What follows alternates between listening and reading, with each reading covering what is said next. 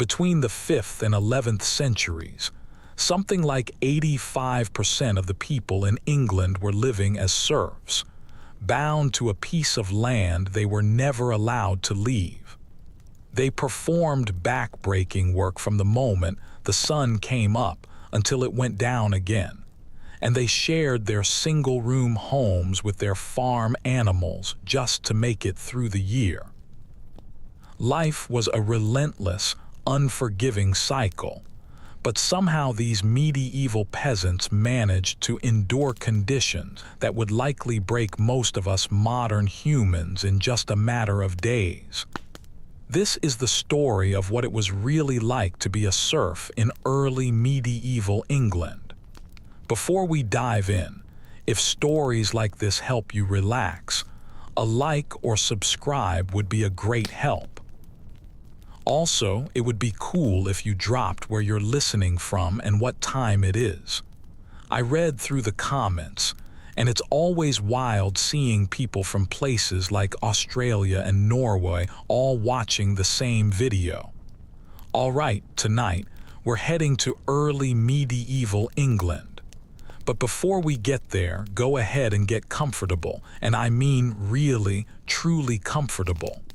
This is going to be a good one.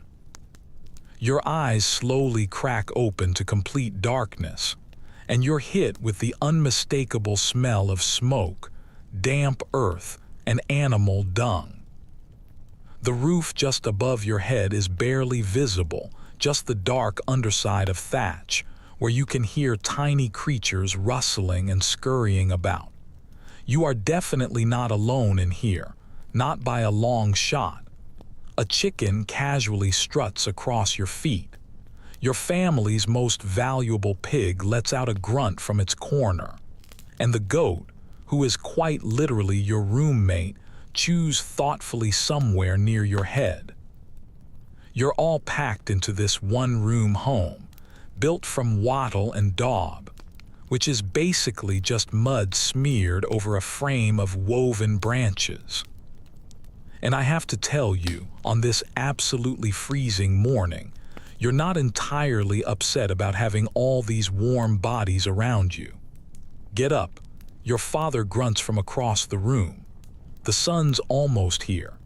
You begin to stir from your straw pallet, which rests on the hard-packed dirt floor.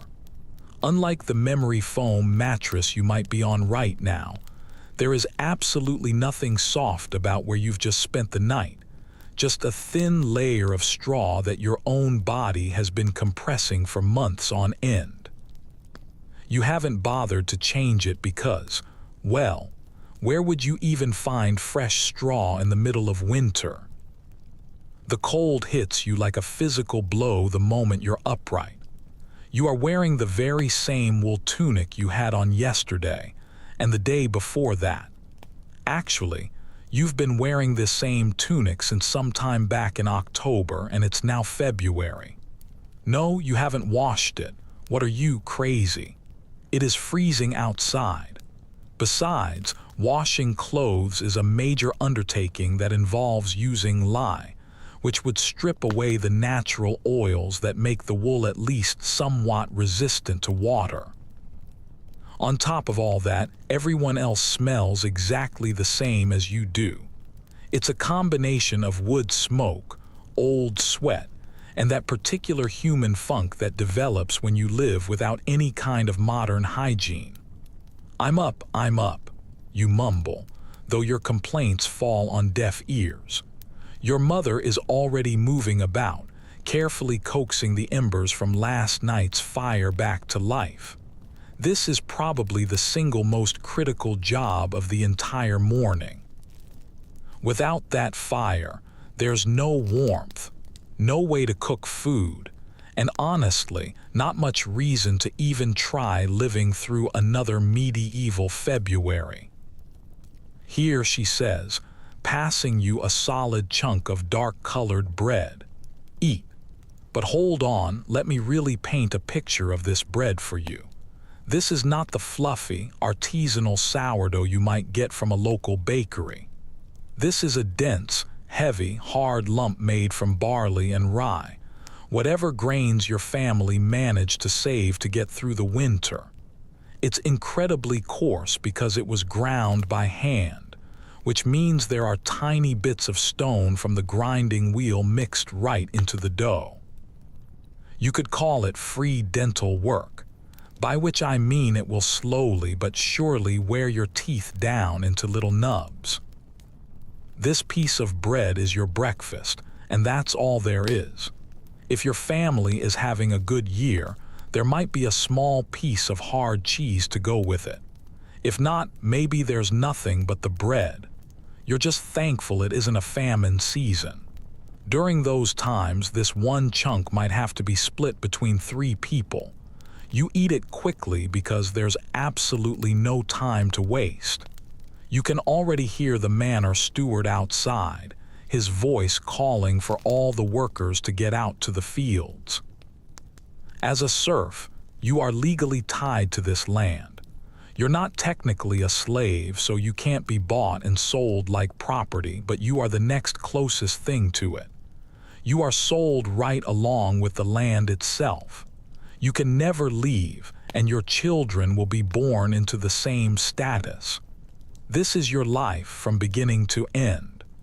Boots, your father says, and he points to the one pair of leather shoes the family has to share for any work done outside. It looks like it's your turn to wear them today. Your mother and your sister are staying behind, where they'll continue with the never-ending indoor tasks like carding wool, spinning it into thread, weaving cloth, cooking, preserving food, and just generally maintaining this glorious mud hut you all call home. Outside, the February morning is just cruel.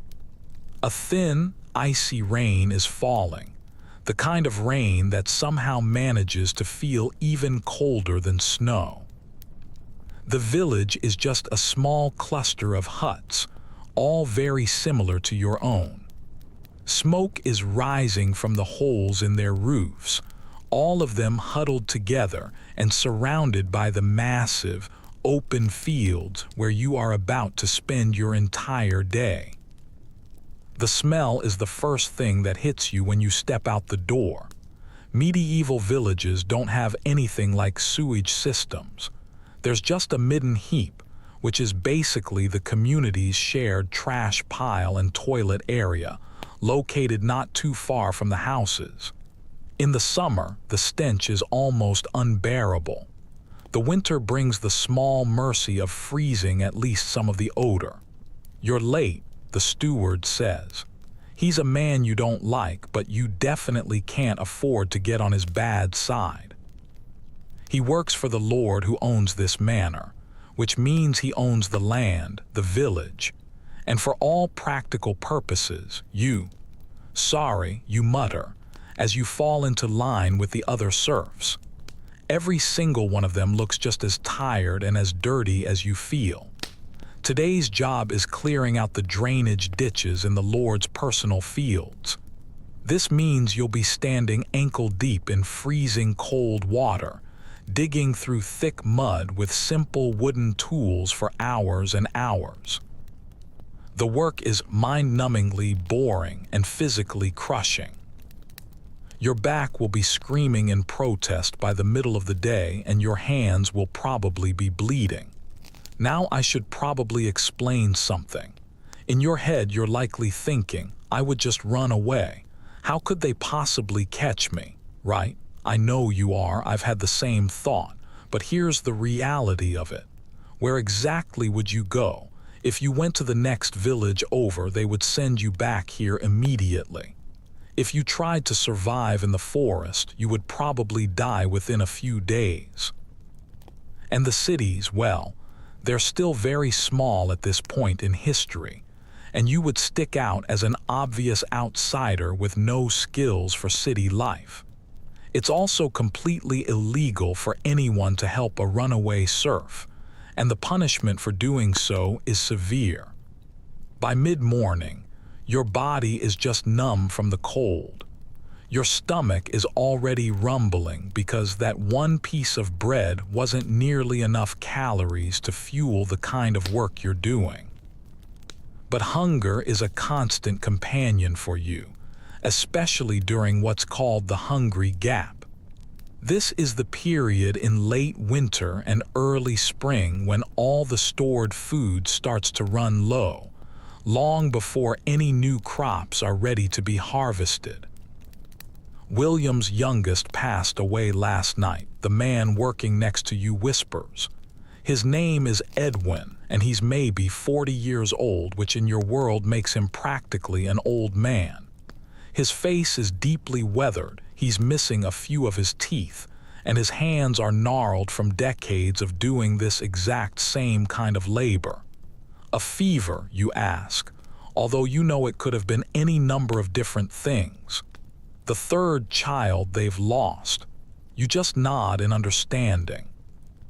Child mortality is so incredibly common that parents often wait to even name their bobbies until they've survived their first year of life. About 1 out of every 3 children won't live to see the age of 5. It's just a simple, hard fact of the world. The conversation quickly shifts to more immediate worries. I heard the Lord is adding another day of work to our service, Edwin mutters, glancing around to make sure the steward isn't close enough to hear. As a serf, you owe your lord a certain number of days working his land, which is called the domain, without getting any pay for it. It's all part of the arrangement for being protected and being allowed to farm a small strip of land for your own family. If the Lord decides to increase the number of required days, it means you have less time to grow food for your own family to eat. Your stomach clenches with a fresh wave of worry. Last year was already incredibly difficult.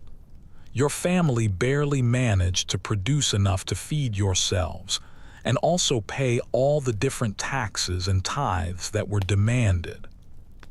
The Lord gets his share, the church gets its share, and the miller takes a portion just for grinding your grain.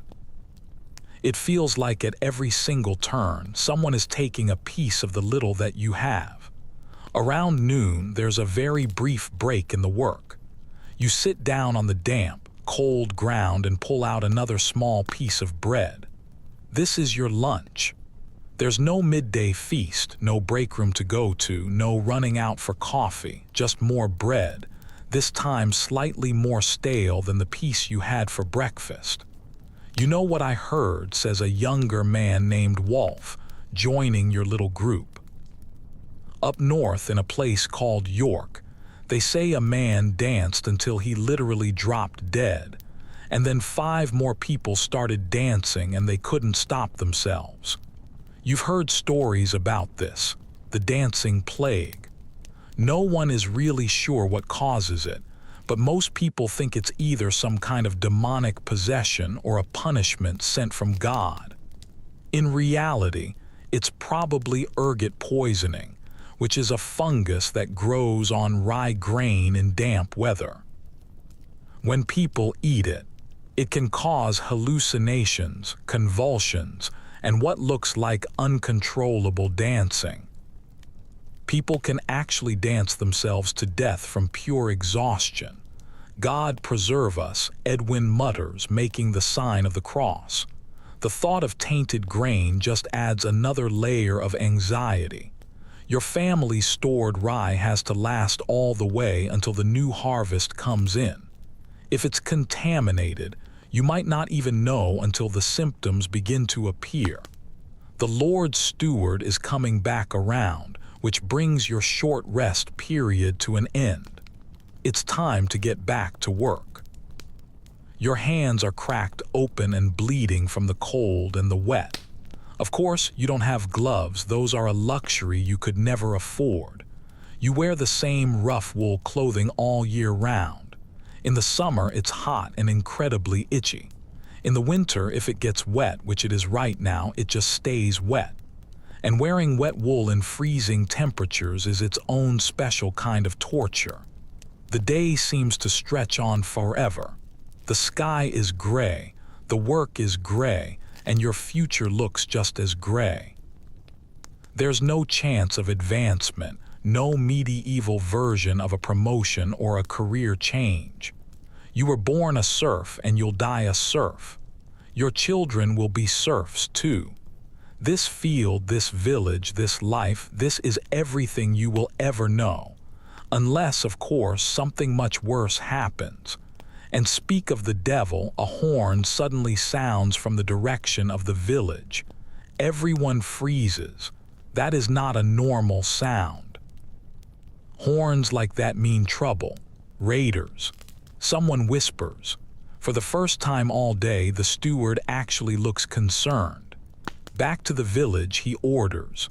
You feel a sudden spike of fear. Raiders are not common this far inland, but they're not impossible.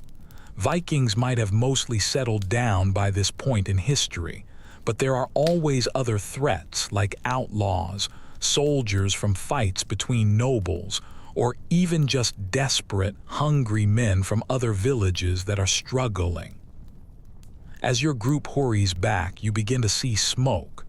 It's not the normal smoke from cooking fires, but bigger, darker plumes of it. Something is on fire in the village. Your throat tightens with fear. Your mother and your sister are there. Your home, your few possessions, your stored food, everything that stands between your family and starvation is there. The men around you start to pick up their pace, and some of them break into a run despite how tired they are. You do the same, your heart pounding in your chest, your legs burning with effort after the long morning of hard labor. The smoke gets thicker and thicker as you get closer. When you finally crest the small hill that overlooks your village, the scene below makes you stop cold in your tracks. 3 buildings are completely engulfed in flames. People are running everywhere, screaming. And there are men on horseback, at least a dozen of them, and they're wearing the colors of a neighboring lord. Not raiders, Edwin says grimly right beside you. Worse, it's a lord's conflict. You're caught right in the middle of some dispute between 2 nobles. Your lord has apparently made another one angry, and that lord has decided to punish him by destroying his property. That property, of course, includes your village, your home, and you. One of the men on horseback spots your group returning from the fields. He points and shouts something to his companions. 3 of the riders break away from the main group, heading straight in your direction. The steward, who just moments ago was ordering you around, now looks just as terrified as you feel. Run, he shouts. And just like that, you are all running, but not toward the village anymore. You're running away toward the edge of the forest. You have never moved so fast in your entire life. Adrenaline is overriding all the fatigue in your muscles. Behind you, the sound of hoofbeats is getting louder and louder. You reach the tree line just as an arrow thuds into a tree trunk right next to you.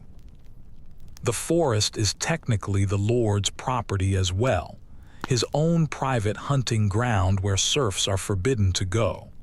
But right now, nobody cares about that law. The dense undergrowth slows the horses down. You just keep running with branches whipping at your face and thorns tearing at your clothes. You can hear other people crashing through the brush all around you, but you've lost sight of everyone except for Edwin, who has somehow managed to keep pace with you despite his age.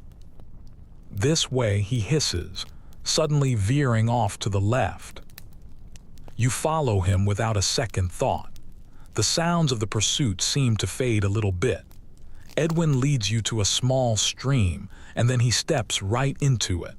Walk in the water, he instructs you. It hides our trail. The icy water is absolute agony on your already cold, wet feet, but you do as he says. Survival is more important than comfort. You wade downstream for what feels like an eternity before Edwin finally signals for you to get out on the opposite bank. There, hidden away in a dense thicket, you find other people from your village. And to your immense relief, your mother and your sister are among them. Your mother's face is streaked with soot and your sister is crying quietly, but they are both alive. Our home, you ask, though you already know the answer just by looking at their faces. Your mother just shakes her head. Gone. Everything. The reality of it all begins to sink in. You have just lost the little that you had. Your stored food, your few tools, the very roof over your head, and winter is not over yet. Without shelter and without food, your chances of survival are suddenly questionable. Your father isn't with the group. No one has seen him.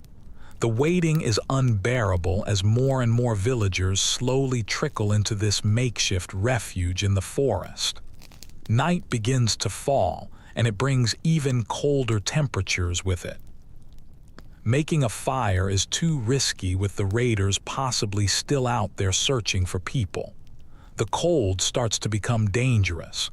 People are huddled together for warmth, sharing the few cloaks and blankets that some of them manage to grab. Children are whimpering from hunger and from fear. You curl up between your mother and your sister, sharing body heat, just wondering what is going to happen next. The sound of someone approaching sends a jolt of fear through the entire group. Everyone freezes, and then a whispered voice calls out. It's Oswald and John. We're bringing more people. More villagers emerge from the darkness, and finally, among them is your father. His face is bloody, but he's moving on his own. Your family embraces in a moment of silent relief. As you all cling to each other in the freezing darkness, you realize that this is only the beginning of your hardships. Even if the raiders leave for good, you'll be returning to burned-out homes, destroyed food stores, and fields that still need to be tended to despite your personal catastrophe. The Lord will not reduce your work obligations because of this attack, and yet somehow people survive these things. They rebuild, they endure. Medieval peasants were nothing if not resilient. They simply had to be. As the night gets deeper and your family presses together for warmth, you can hear the elders who are already making plans for rebuilding, for finding food, for just surviving. This isn't the first disaster they have ever weathered, and it probably won't be the last. The cold seeps deep into your bones. Hunger gnaws away at your stomach, and the fear of what tomorrow will bring keeps your mind racing despite your complete exhaustion. This is just one single day in the life of a medieval serf. Tomorrow will bring its own new challenges, its own new hardships, and somehow you'll have to find the strength to face them, because that is what your ancestors did. They survived against all odds in conditions that would break most modern people within days. Their blood is running in your veins. Their strength is your inheritance. In the total darkness of the forest, facing a future you can't even imagine, you close your eyes. Survival means taking any rest you can get, even if it's on the cold, hard ground, huddled up against your family for a little bit of warmth. Dawn slowly breaks through the trees, with pale light filtering down to where you and the other villagers have just spent the most miserable night of your lives. Your entire body aches from the cold ground. Your stomach feels completely hollow. The clothes you've been wearing for months on end are now not just dirty, but they're torn to shreds from your escape through the forest. Are they gone? Someone whispers into the quiet. Nobody knows for sure. Your father volunteers to go and scout, along with 3 other men. The waiting is pure torture. The children are whimpering with hunger, and the adults have absolutely nothing to give them. The cold has seeped so deep into your bones that you start to wonder if you'll ever truly feel warm again. Edwin, the older man who helped you escape yesterday, is sitting nearby, his face grim. "This happened once before," he says quietly. "About 15 years back, a different pair of lords had a quarrel. What did you do?" You ask him. He lets out a bitter laugh. "What could we do? We rebuilt, we replanted, we starved for a little while." Life goes on right up until it doesn't. That's when you notice his hands all gnarled and scarred, with 2 fingers missing from his left one. "Frostbite," he explains, following your gaze. "It was a bad winter after that raid. We didn't have proper shelter for months." Well, that's a cheerful thought. After what feels like an eternity, the scouts finally return. "They've moved on," your father reports, though the relieved look on his face quickly fades away. The village, it's bad. The walk back is completely silent. Everyone is just bracing themselves for what they're about to see.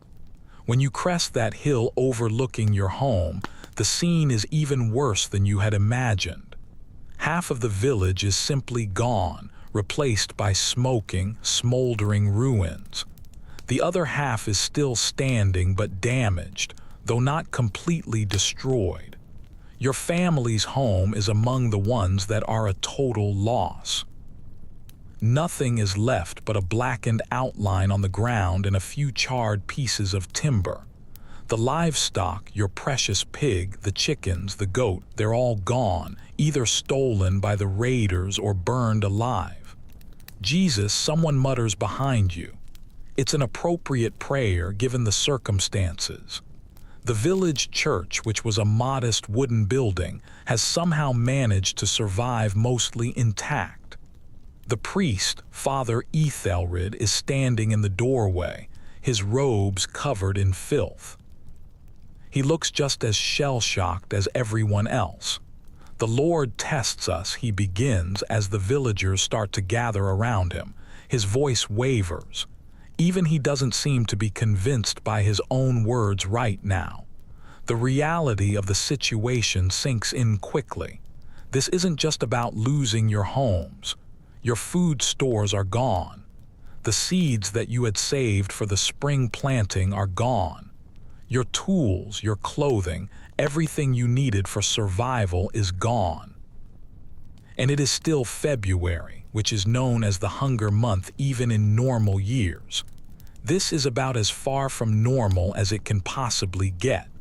The steward arrives from the manor house, the Lord's residence, which is situated about a mile away on higher ground.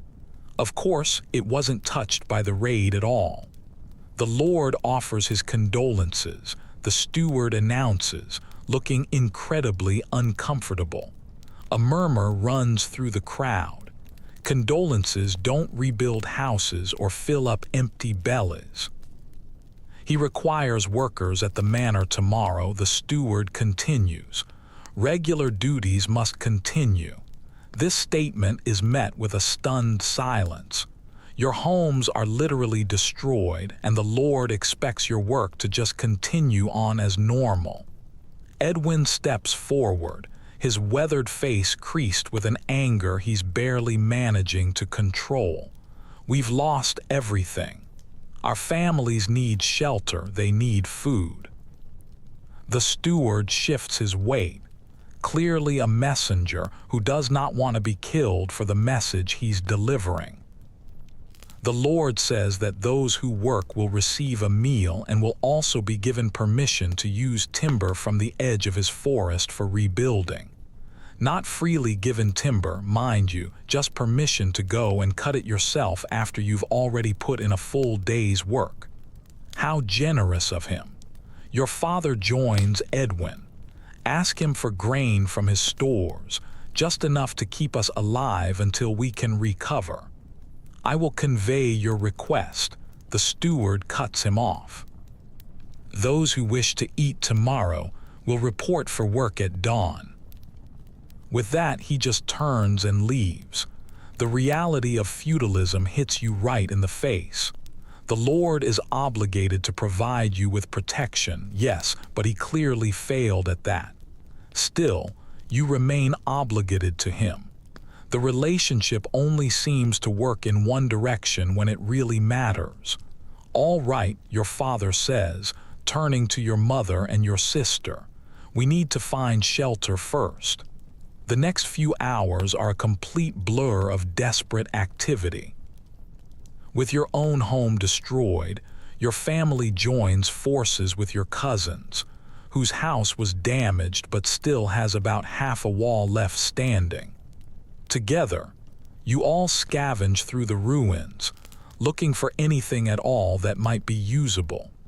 You find a bent cooking pot, a partially burned wooden bowl, a handful of nails that can be straightened out and used again. You have never truly appreciated how little you actually owned until you're picking through its ashes. The immediate goal is to create some kind of shelter before nightfall. Without any tools, without any materials, with nothing but your bare hands and pure desperation. Your uncle had been a woodworker, not as a formal profession, just a skill he had developed over the years. He directs the efforts to salvage timber from the ruins and from the edge of the forest. "Don't touch that yet," he warns as a young man tries to move a charred beam that is still hot underneath. "You'll burn yourself." The smell is completely overwhelming. It's the smell of burnt wood, burnt thatch, an even worse sense that you try your best to ignore. Was that a person's home, or was it their grave? In some cases, it was both. By midday, your stomach is screaming with hunger. The physical labor of digging through the ruins and dragging salvaged materials is only making it worse. Your mother has been out searching for anything edible at the forest's edge, and she returns with a small handful of winter nuts and some kind of roots. "It's not much," she says apologetically, as she divides the pitiful findings among your family. "The nuts are hard and they taste bitter. The roots taste mostly like dirt, but they might have some nutritional value. It does almost nothing to ease the hunger. Some of the men are going to try fishing," your father says. "The nearby stream might yield something, though winter fishing is rarely very productive." The makeshift shelter begins to take shape very slowly. It's a lopsided lean-to, constructed out of salvaged timbers and branches, covered with whatever you can find to keep out the elements. You use scraps of undamaged thatch, tree boughs, even dirt that you pack over a frame of sticks.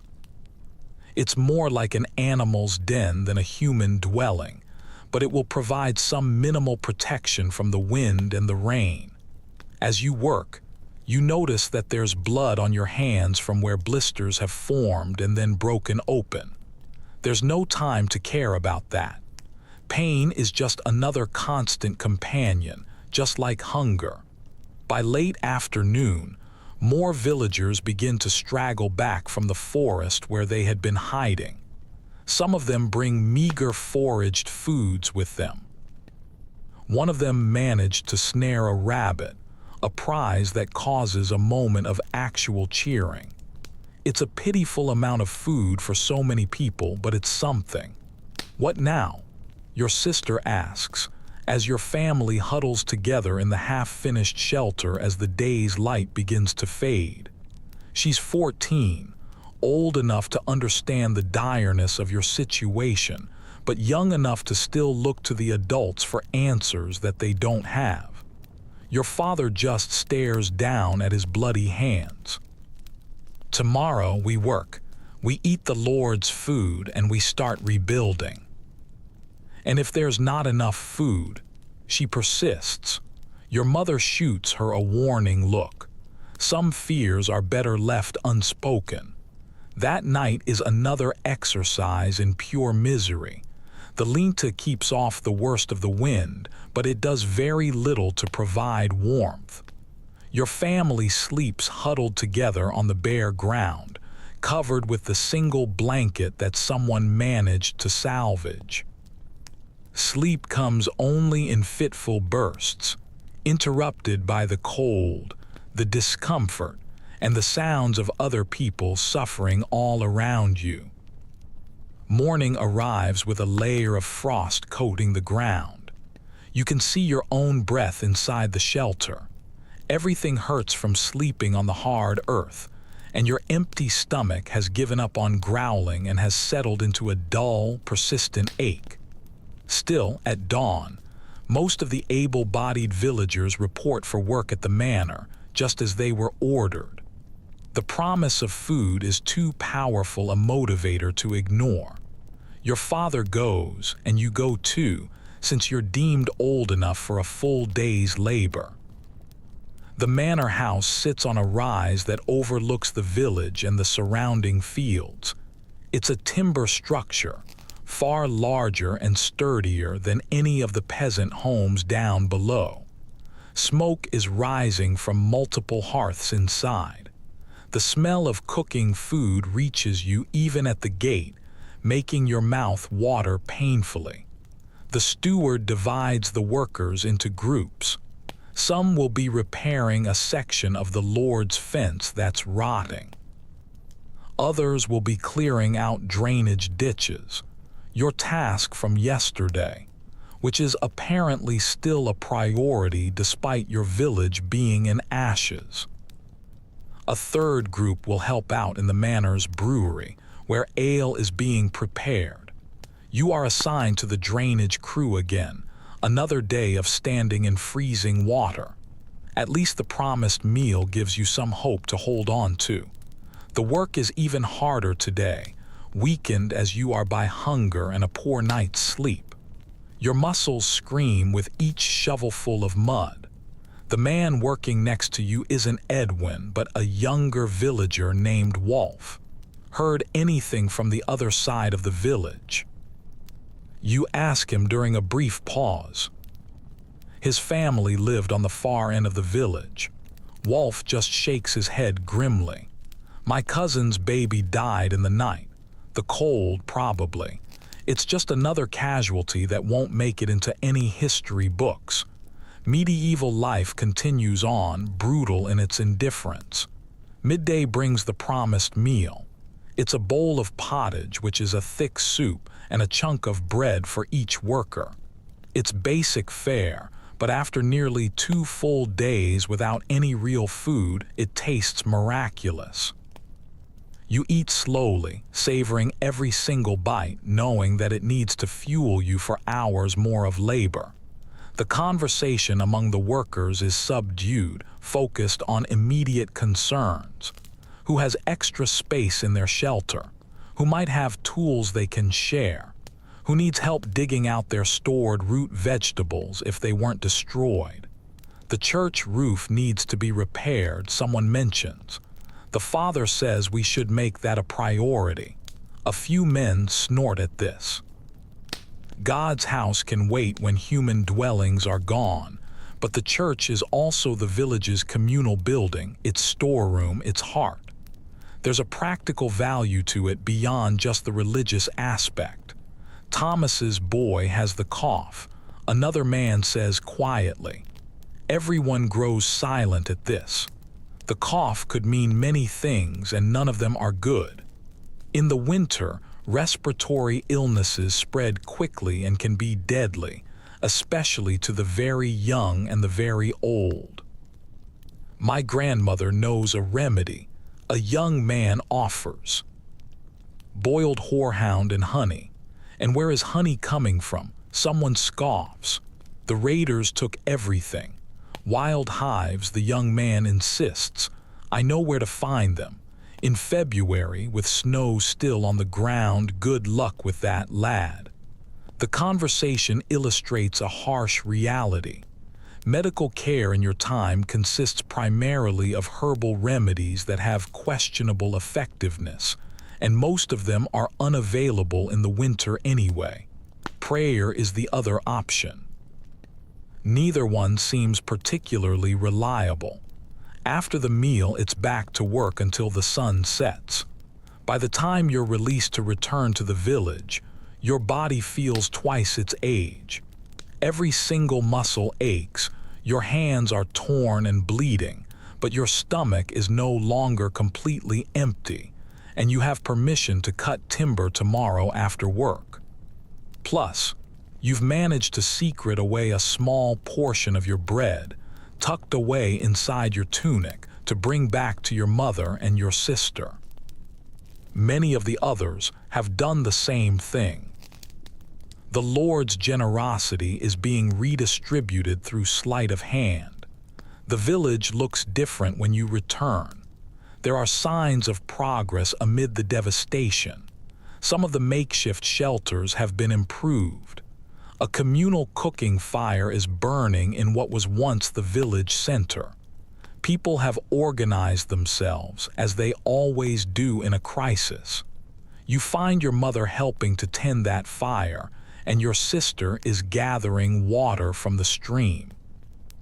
The small piece of bread you smuggled out is accepted with tears of gratitude, and then divided up carefully.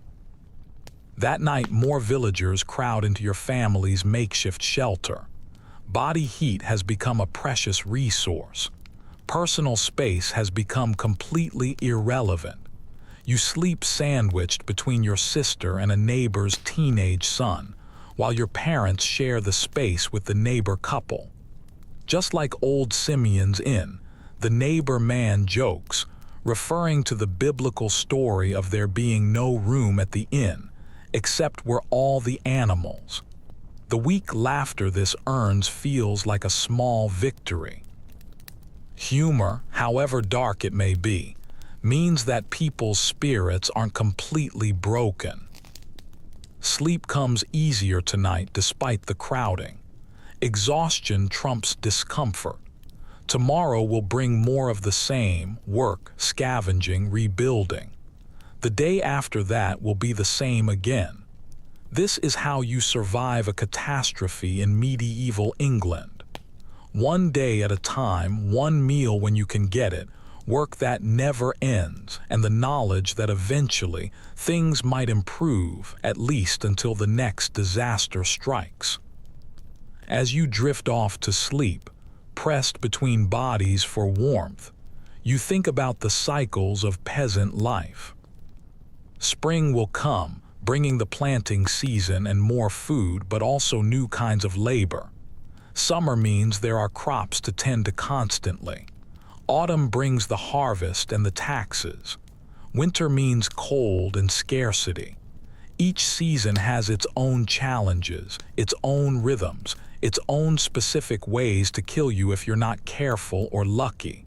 But humans are adaptable.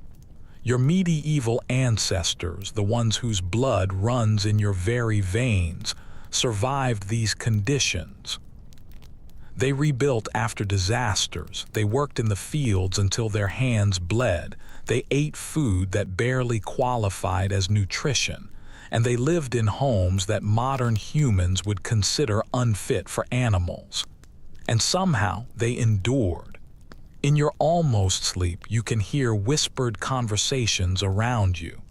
Plans are being made for tomorrow. Who will search for more food? Who will care for the orphan children? Who will begin rebuilding the church? The community is organizing itself, just as it has countless times before. Medieval village life wasn't just about individual survival, it was about collective resilience. No single person could make it on their own. You needed your neighbors just as much as they needed you.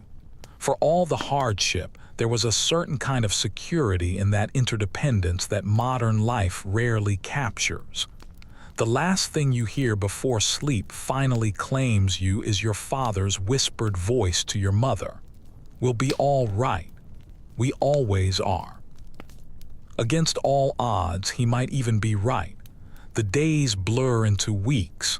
Late February turns into early March. The work never, ever stops. You labor for the Lord by day, and you rebuild your own lives by night. Somehow, your village begins to take shape again, though shape is a generous description for the hodgepodge of shelters that are rising from the ashes.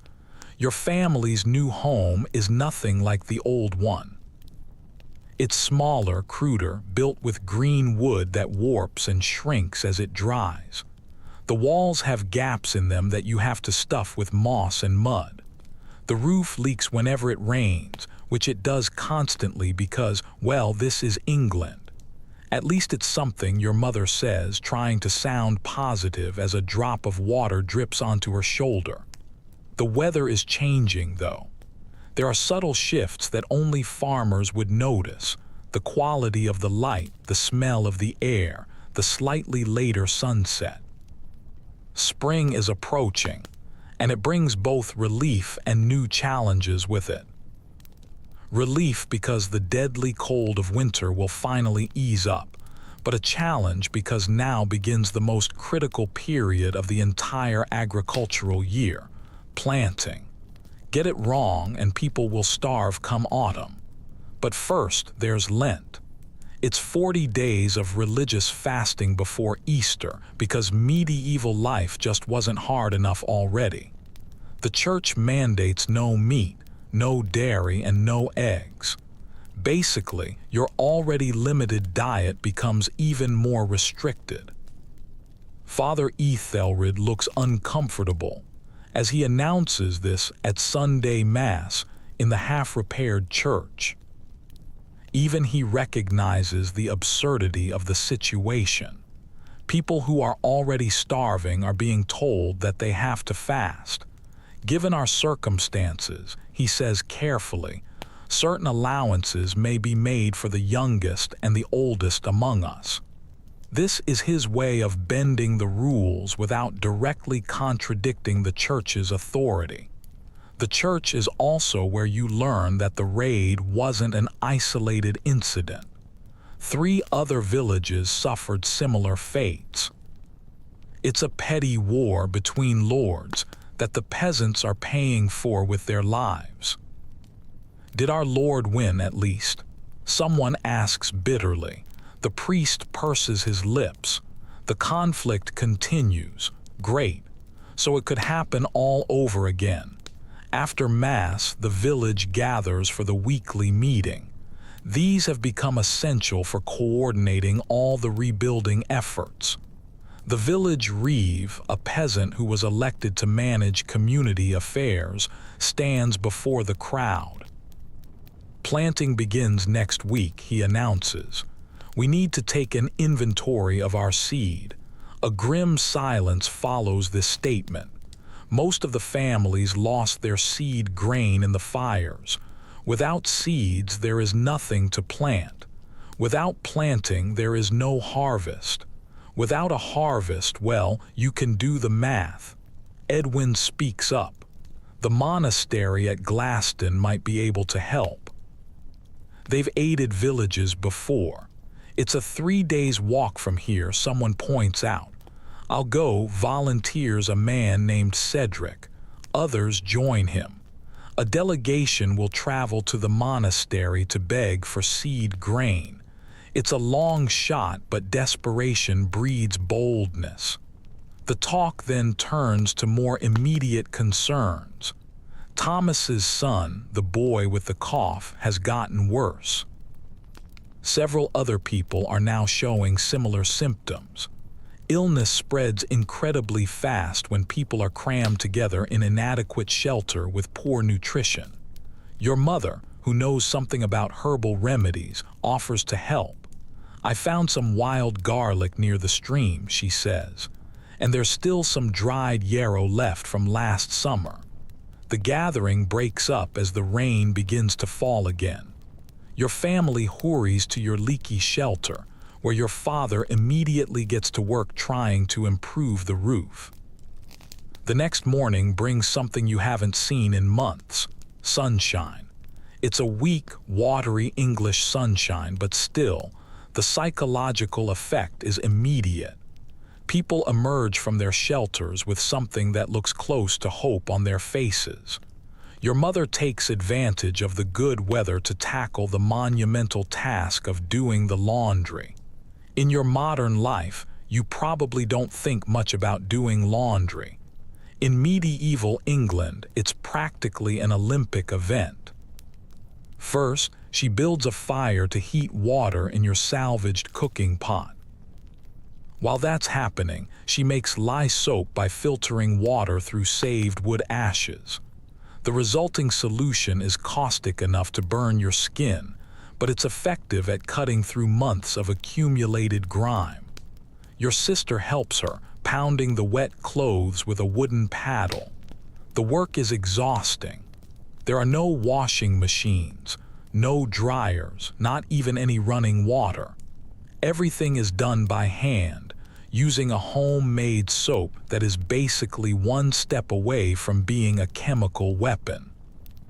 These might actually be clean, your sister says with a sense of wonder, as she hangs the sodden tunics on branches to dry.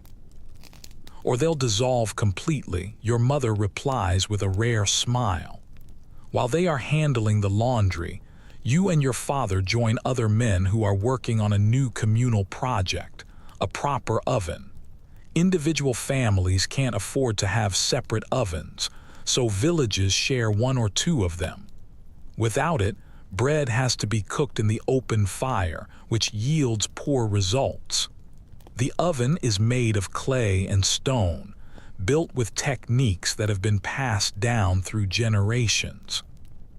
It's back-breaking work, hauling stones from the stream and clay from the river bank. But the result will benefit everyone. Midday brings some news. It's the first returning members of the delegation that went to the monastery. Their faces tell the story before their words even do. The journey was successful. The monks provided them with seed grain enough for the essential crops. They're sending a cart, Cedric explains. It was too much to carry back on foot. A cheer goes up from the gathered villagers. It's the first genuine celebration since the raid happened. This single act of charity might mean the difference between life and death for the entire community. The monastery's generosity isn't entirely selfless, of course. Religious institutions and peasant communities exist in a symbiotic relationship. The monastery needs functioning villages just as much as the villages sometimes need the monastery's help. Still, in this moment, it feels like a case of divine intervention. As the day continues, you notice your sister moving more slowly, her face flushed despite the cool air. "Are you well?" you ask her. "I'm just tired," she insists, but her voice sounds strange. By evening, she is burning up with a fever. Her breathing is labored, and the cough that took Thomas's son has now found its way into your family. Your mother looks grim as she places a cool cloth on your sister's forehead. "We need to bring her fever down." This is the moment when you truly understand medieval medicine, or rather, the lack of it. There are no antibiotics, no hospitals, not even a proper understanding of what causes disease. Your sister's life is hanging in the balance, with only folk remedies and prayer standing between her and death. Your mother sends you to gather more wild garlic and to ask the neighbors for any herbs they might have. One elderly woman provides you with some dried feverfew.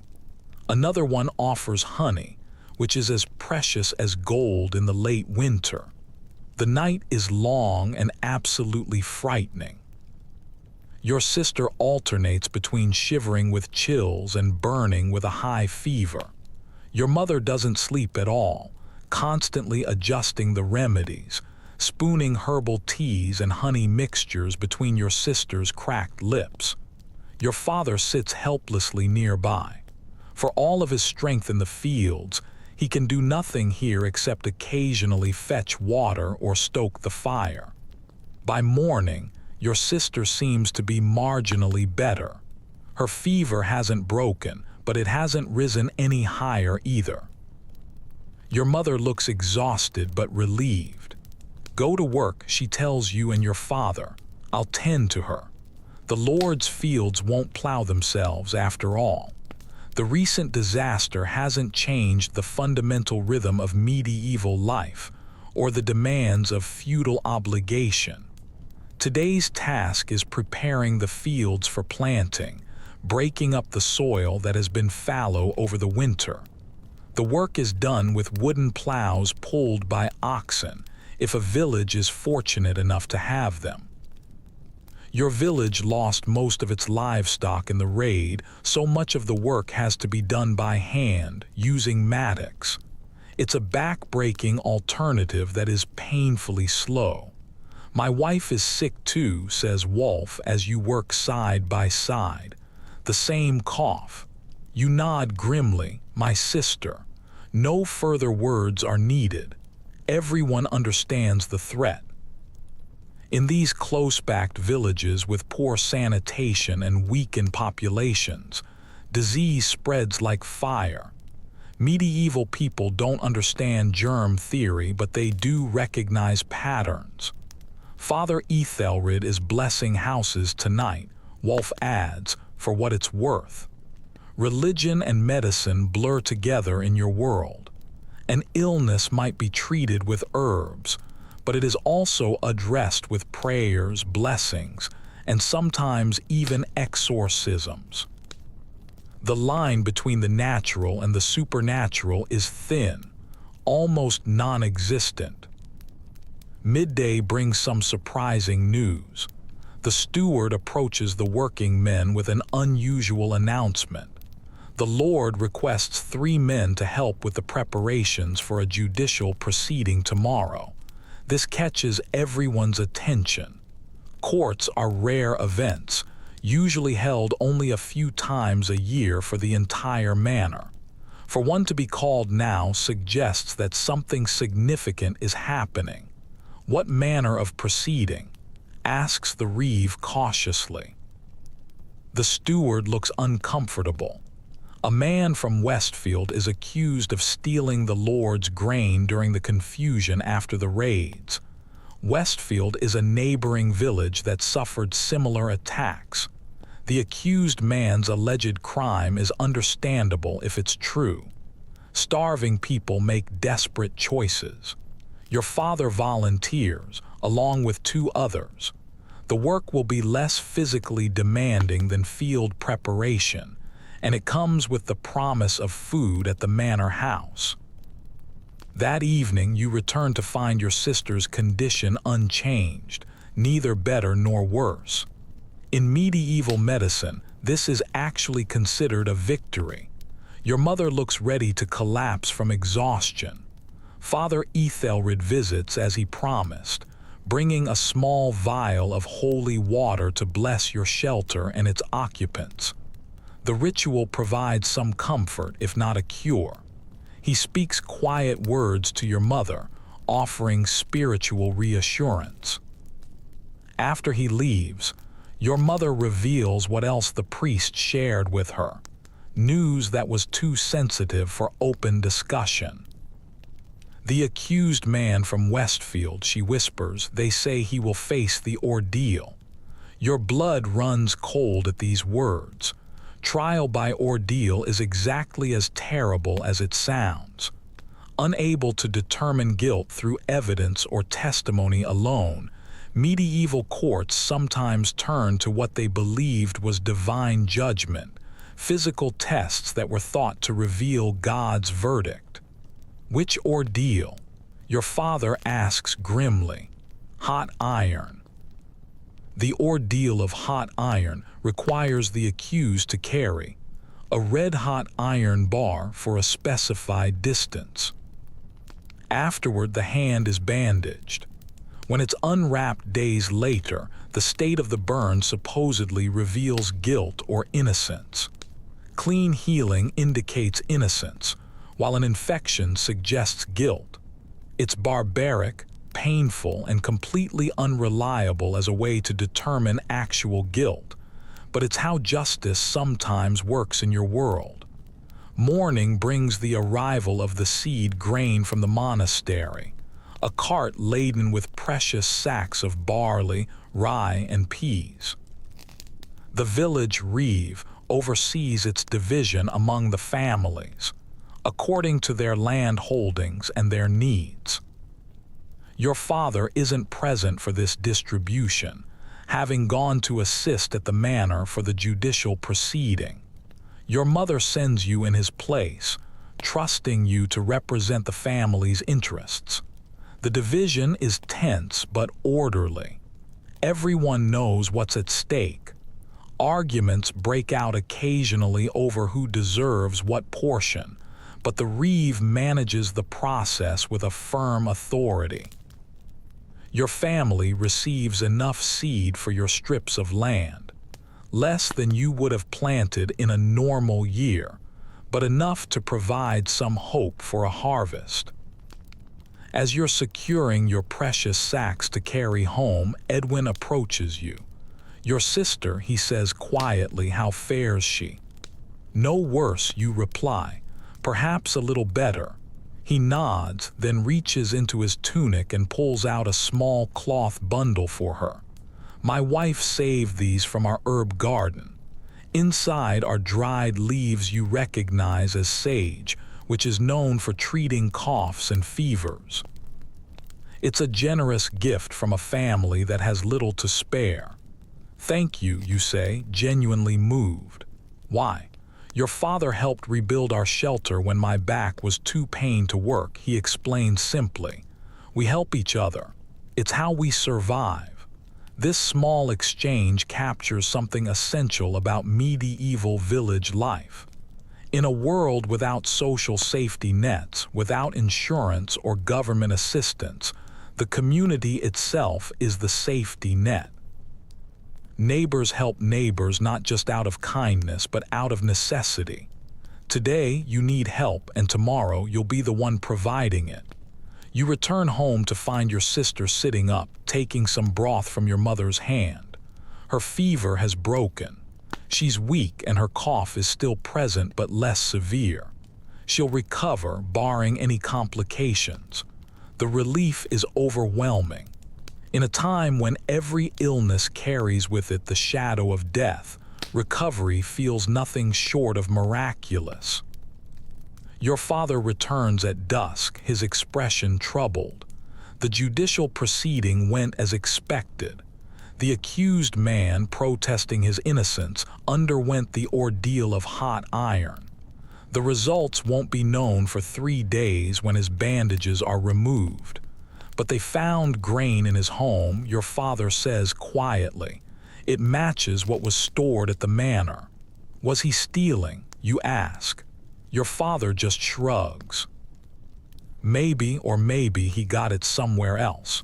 It's hard to tell one grain from another. The implication is clear. The man's guilt is uncertain, but his punishment is already assured.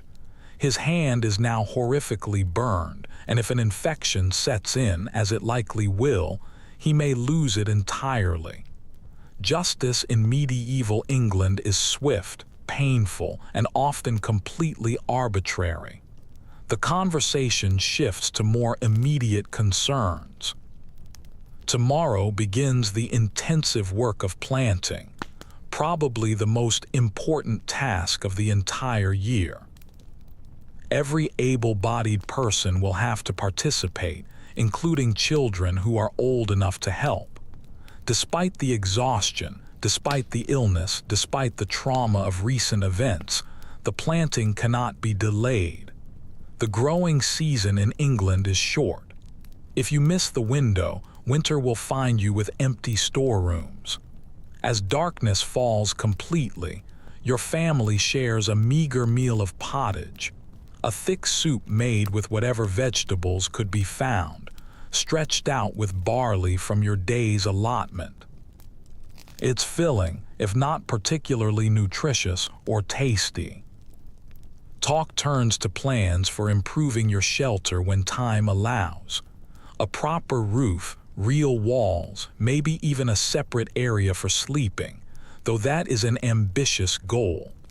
These modest aspirations highlight the grinding poverty of medieval peasant life.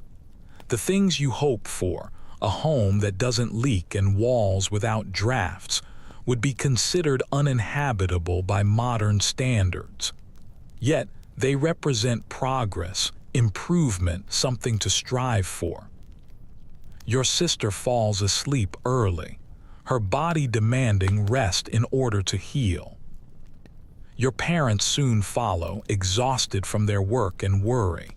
You remain awake a little longer, listening to the sounds of the village settling down for the night. Somewhere, a baby is crying and a dog barks. Low conversations drift from the nearby shelters. Despite everything, life continues. People adapt, they rebuild, they plant seeds and hope for a harvest. The resilience is remarkable. Where modern humans might despair, your medieval counterparts simply endure. They lack alternatives, perhaps, but there is also a kind of wisdom in their acceptance of hardship as just a part of life's fabric. As sleep finally claims you, your thoughts drift to tomorrow's planting. The work that will determine whether your family eats or starves 6 months from now. Every day matters. Every single decision has consequences. And yet, for all its harshness, there is a clarity to this existence, a directness. Work, eat, sleep, survive. Repeat that cycle until you can't anymore. Medieval life strips away all pretense and leaves only the essential. Tomorrow will bring new challenges, but tonight, your sister is breathing easier. The seeds are waiting to be planted, and your crude shelter is keeping off at least some of the rain. By medieval standards, things could be much, much worse.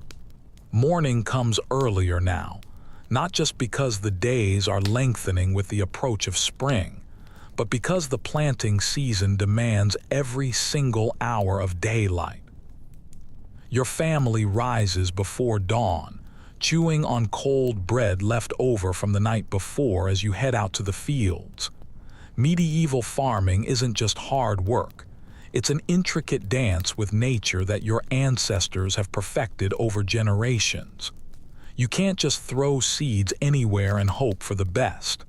The timing, the method, the arrangement, everything matters. The village fields are divided into long strips, with families assigned different sections in a complex rotation system. This ensures that no one gets stuck with only the worst land year after year. It's a surprisingly egalitarian system for a society that is otherwise defined by a rigid hierarchy. We plant the rye here, your father explains, showing you a section of the field. The barley goes there, and the peas at the far end, where the soil is richer. The three-field system is in use. One field is planted with winter crops, one with spring crops, and one is left fallow to recover its nutrients. It's a sustainable practice that was developed through centuries of trial and error. Watching the whole village work together is actually kind of impressive. Men break the ground with plows where they're available, or with mattocks where they're not.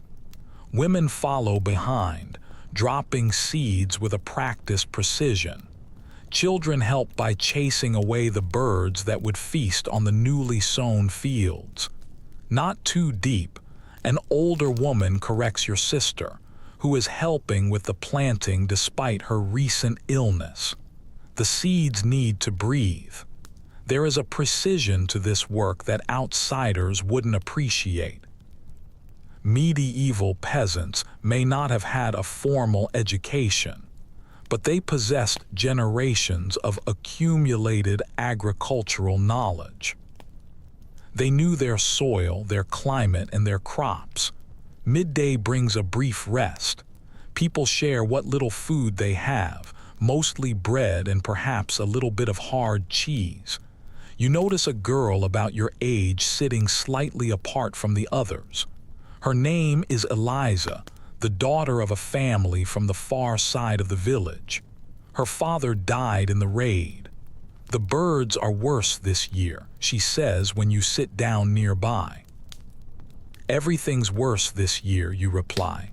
She gives a small smile at that. True enough.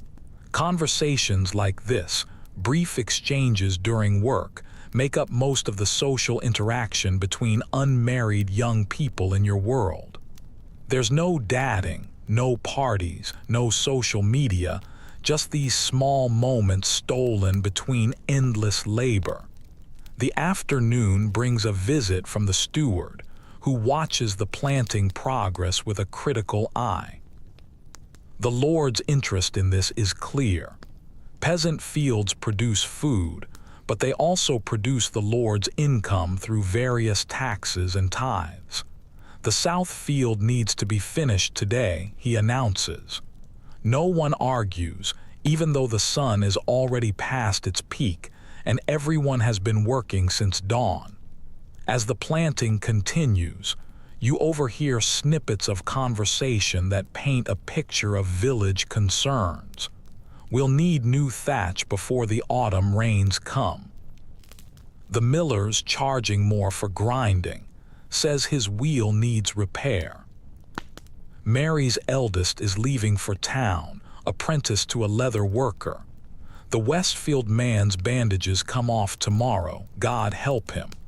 This last comment draws your attention back to the judicial ordeal you learned about yesterday. Tomorrow will determine whether the accused thief is deemed innocent or guilty based on how his burned hand has healed. What happens if he's found guilty? You ask your father quietly. It depends on the Lord's mood, he replies grimly. It could be a fine he can't pay. It could be losing the hand completely. It could be hanging. Medieval justice isn't just harsh, it's wildly inconsistent. The same crime might result in a minor punishment or even death, depending on who you are, who you offended, and the whims of those in power. As the sun begins to set, the steward finally allows the work to end. Your family trudges home, filthy and exhausted. Every muscle aches from the constant bending, lifting, and carrying. Yet there is still more work to be done before you can sleep. Your mother uses the last of the daylight to check on your sister's foraging haul. There are early spring greens like nettles, dandelions, and wild garlic. These plants, which modern folks might consider to be just weeds, are precious additions to the medieval diet, especially after a long winter when fresh food is scarce. Good, she approves. The nettles will help your sister regain her strength. Stinging nettles, when handled with care and cooked properly, are surprisingly nutritious, rich in iron and vitamins. Medieval people may not understand nutrition science, but they know through experience which plants help to heal and strengthen the body. Dinner is a nettle soup with barley, more flavorful than yesterday's pottage, thanks to the foraged greens and wild garlic. As you eat, your father discusses the work for tomorrow. More planting, of course. The good weather can't be wasted. We need to repair the fishing nets, too, he adds. The streams are running high with the spring melt, so it's a good time for catching fish. Every single food source matters right now. The monastery's seed grain saved you from starvation, but it was barely enough for planting. Very little of it remains for eating. Until the harvest, you'll have to survive on whatever can be foraged, caught, or purchased with what little coin your family might be able to scrape together. Night has fully fallen now. Unlike in your modern life, the darkness is nearly complete. There are no street lights, no electronics, not even candles in most peasant homes. Candles are expensive luxuries made from beeswax or tallow, which is animal fat. Your family, like most, relies primarily on the hearth fire for light. This means that, practically speaking, people sleep when it is dark and wake when it is light. Your body's rhythms sync up with the sun out of sheer necessity. As your family prepares for sleep, a commotion outside draws your attention. There are voices shouting. Your father moves to the door. "What's happening?" Your mother asks. "Fire," he says, his voice tight with fear. At the edge of the village there's a fire. It's the eternal terror of medieval communities. Wooden buildings, thatch roofs, open flames for cooking and heating. It's a disaster just waiting to happen. And when it does, there is no fire department to call.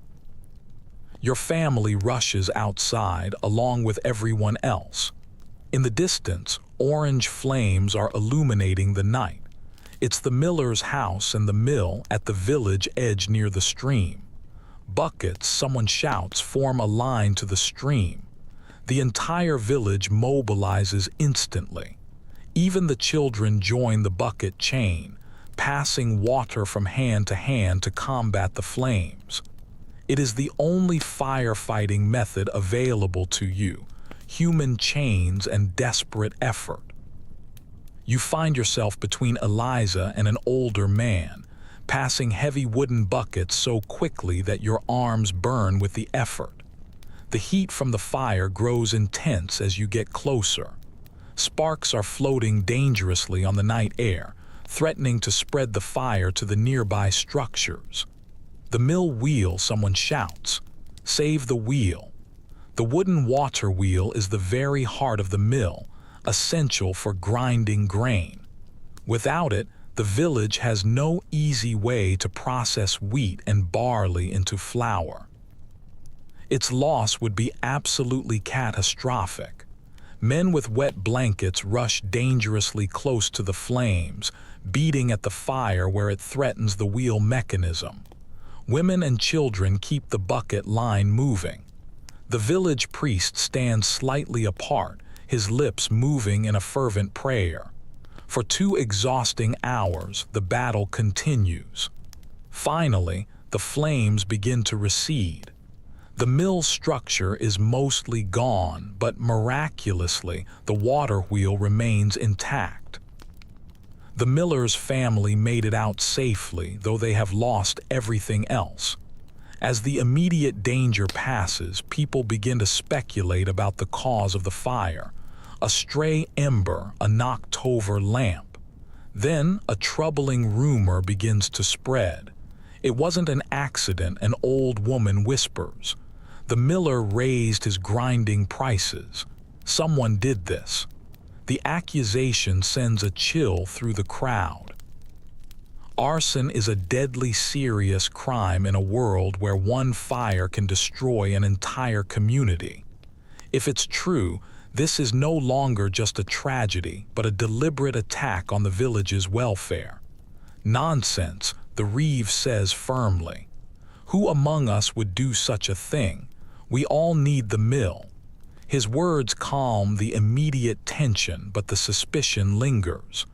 Hard times bring out both the best and the worst in people. You've seen incredible generosity since the raid. Families sharing what little they have, working together to rebuild. But desperation can also turn neighbors against each other. It's well past midnight when your family finally returns to your shelter. Despite a bone-deep exhaustion from the day's planting followed by the firefighting, sleep doesn't come easily. The smell of smoke clings to your clothes and your hair, and your mind is racing with the evening's events. Will the mill work again soon? You ask in the darkness. The wheel's intact, your father answers. The miller can rebuild the housing. We'll help him. There's no choice, really. It's another community project, another demand on time and energy that is already stretched to its breaking point. But he's right, there is no choice. Without the mill, grain can't become flour. Without flour, there's no bread. Without bread, well, you know how that ends. Morning comes too soon. The sky is barely lightening when your father wakes you. Your body protests every single movement, your muscles stiff from yesterday's labor and the night's firefighting. But the fields won't plant themselves, and time that is lost can't be recovered. Breakfast is more meager than usual, just the last of yesterday's bread with a thin broth. Your mother looks worried as she portions it out, though she doesn't say anything. Food stores are running dangerously low, even with careful rationing. I'll try fishing after the planting, your father promises, noticing her concern. At the fields, the conversation focuses on last night's fire and the miller's plans. He is already out there, salvaging what he can, determined to have the mill functioning again within days. Several men have volunteered to help him rebuild after today's planting. The work resumes where it left off yesterday, with everyone pushing through their exhaustion to get the seeds into the ground. The weather remains favorable, cool but not freezing, with a light cloud cover that prevents the soil from drying out too quickly. Midday brings some unexpected visitors. It's the steward again, but this time he is accompanied by 2 armed men who are wearing the Lord's colors. Their presence immediately puts everyone on edge. The Lord requires workers for road repair, the steward announces. 5 men for 3 days' work. A murmur of dismay runs through the gathered peasants. 3 days away from planting and rebuilding could be disastrous, but refusing the Lord's demand is not an option. The road washed out near West Cross, the steward continues. The Lord's supplies can't get through. Of course, this is about the Lord's convenience, not the welfare of the village. The road in question leads to the nearest market town, which is vital for commerce but is used primarily by merchants and nobility. Peasants rarely travel that far. The reeve reluctantly selects 5 men, trying to choose those whose family fields are already mostly planted. Your father isn't among them, thankfully. The chosen men look resigned rather than angry. This is simply how the system works. The Lord commands and the peasants obey. As the armed men lead the selected workers away, you notice Eliza watching with a strange expression. My uncle's among them, she explains when she catches your eye. He has 3 young children and a wife, who will finish his planting. The question isn't rhetorical. In medieval village life, when someone can't complete their essential work, others have to step in, not out of charity but out of necessity. The entire community depends on each field producing food. Will help, you find yourself saying. My family can spare the time. She looks surprised and then grateful. We'd do the same for you. It's not an empty promise. This kind of reciprocal assistance is how villages survive. Today, her uncle needs help, and tomorrow, your family might. There are no formal arrangements, no contracts, just the understood obligation to support the community that supports you. The afternoon brings news about the Westfield man who underwent the ordeal by hot iron. His bandages were removed, revealing what everyone expected, an infected wound. In the logic of the ordeal, this proves his guilt. They're taking his right hand, reports a man who witnessed the proceedings. The Lord showed mercy. It could have been hanging. The matter-of-fact way he delivers this horrific information highlights how normalized such brutality is in your world. Amputation without anesthesia or proper medical care, a likely infection afterward, possible death. all for stealing food while he was starving. "At least he lives," someone comments. No one argues with that. As the planting continues, the conversation shifts to more immediate concerns: weather predictions, the quality of the seed, and plans for rebuilding the mill. Life moves on because it has to. A late afternoon brings one small victory. Your father catches 3 decent-sized fish in the stream. It's not enough to feed the village, but it's enough to add some precious protein to your family's evening meal. Your mother's face brightens at the sight of them. "We'll smoke what we don't eat tonight," she decides. "Make it last longer." Food preservation is a constant concern in a world without any kind of refrigeration. Smoking, drying, salting, pickling, these techniques aren't just cooking methods. They are survival strategies. Nothing can be wasted when scarcity is the norm. That evening, as your family enjoys a fish soup enriched with wild greens, the talk turns to the upcoming religious festival of Easter. In medieval England, church holidays provide rare breaks from the labor and opportunities for community celebration.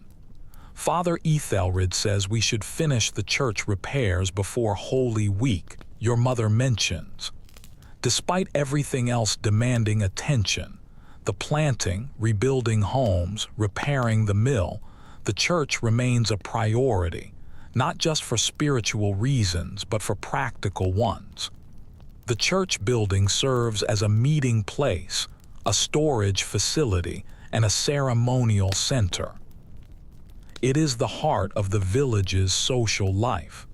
"We'll need to make our confession soon," your father adds.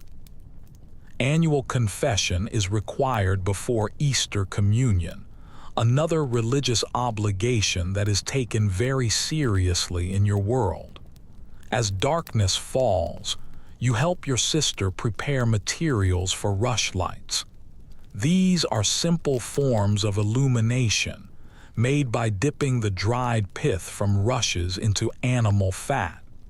They're not as good as proper candles, but they're better than nothing when tasks need to be completed after sunset. Working by this modest light, your mother mends clothing that was torn during the day's labor, while your father repairs a wooden tool handle. No one sits idle if they can help it. Every moment can be made productive when your survival depends on it. The fire burns low as bedtime approaches. Unlike your modern home with its thermostat, medieval temperature control consists of adding wood to the fire or putting on another layer of clothing. Tonight, wood conservation wins out. You'll sleep slightly cold in order to save fuel. As your family settles for the night, huddled together on straw pallets for warmth, your father speaks quietly about the plans for tomorrow. More planting, of course. Help for Eliza's family. Continued rebuilding. The simple rhythm of medieval life continues on. Wake, work, eat what you can find, sleep, and then repeat. The days are structured by sunlight and the seasons, rather than by clocks and calendars. Your priorities are dictated by immediate survival needs, rather than by ambition or entertainment. There is a certain clarity to this existence that modern life rarely offers. Each day brings tangible accomplishments. Seeds planted, shelters improved, food gathered. Progress is measured in direct, physical terms rather than abstract achievements. As sleep approaches, your mind drifts to today's small victories. Seeds in the ground, fish in the pot, the mill wheel saved from the fire, your sister's continued recovery. In a world where survival isn't guaranteed, these modest successes deserve to be recognized. Outside, an owl calls somewhere in the darkness. Tomorrow will bring new challenges, it always does. But tonight, your family is together, fed and sheltered. By medieval standards, that's about as good as it gets.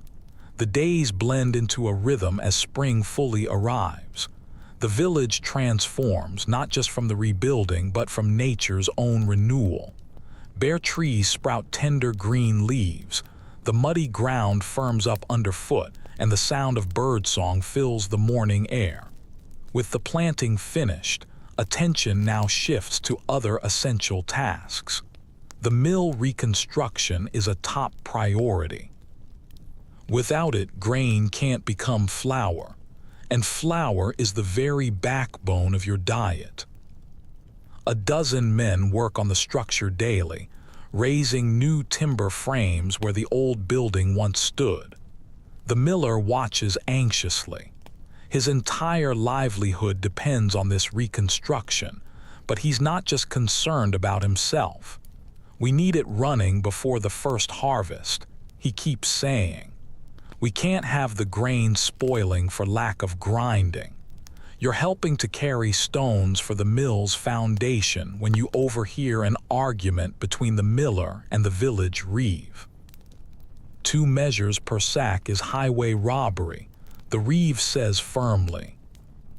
"I lost everything," the miller counters. "How else am I supposed to recover?" They're arguing about the miller's fee, the portion of grain he keeps as payment for grinding it. Traditionally, it has been 1 measure per sack.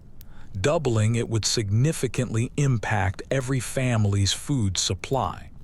1.5 measures the reeve finally offers, just until Michaelmas. The miller reluctantly agrees. It's a classic example of medieval economics. No money changes hands, but goods and services are carefully negotiated. The outcome affects everyone's survival. At home, your mother and sister are working on their own crucial project, the garden plot. Every peasant family maintains a small garden near their dwelling for growing vegetables and herbs. With the recent destruction and rebuilding, these plots need to be completely restored. "The beans go here," your mother instructs, marking out sections with sticks. "The cabbages there, and the leeks along that side." These garden vegetables won't be ready for months, but the planning is happening now. Unlike the open fields where the grains grow, these garden plots are the domain of the women, providing crucial dietary variety throughout the growing season. Your sister looks healthier now, though she's still thin. Everyone is thin. The period between planting and the first harvest is traditionally called the hungry gap, when stored food runs out before new crops are ready. This year, with the winter stores destroyed in the raid, the gap is more like a chasm. "Look what I found," your sister exclaims suddenly, holding up a clutch of tiny eggs from a ground-nesting bird. 6 small, speckled orbs rest in her palm, a precious source of protein. "Good eyes," your mother praises. "We'll have them with dinner."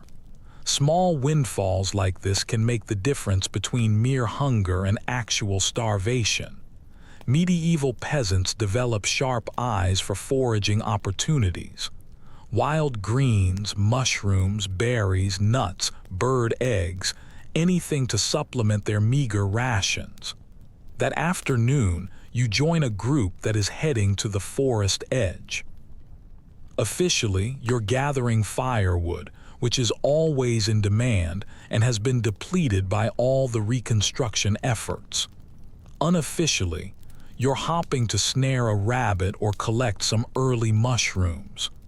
The forest itself is technically the Lord's property, and hunting is forbidden to peasants.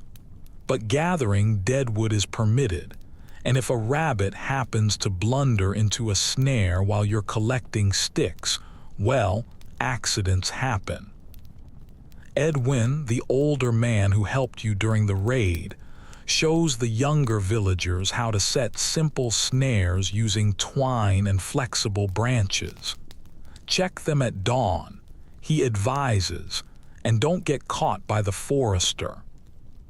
The Lord's forester patrols the woodland, enforcing the rules against poaching.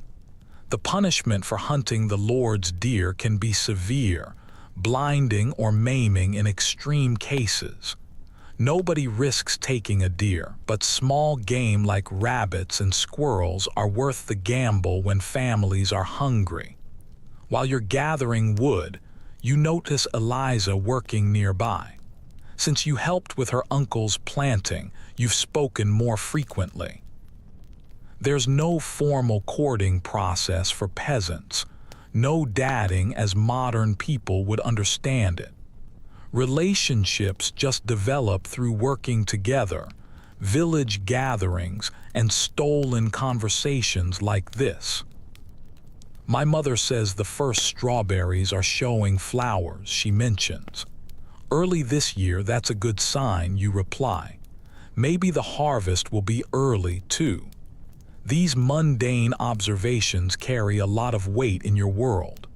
Crop timing isn't just a topic of conversation, it's survival information.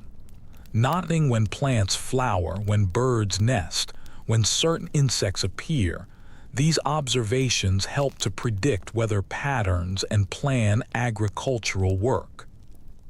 As your group returns to the village, laden with firewood and a few early mushrooms but no rabbits yet, you pass by the village green, where Father Ethelred is supervising the children as they practice for the Easter pageant. Medieval religious observances aren't just solemn services.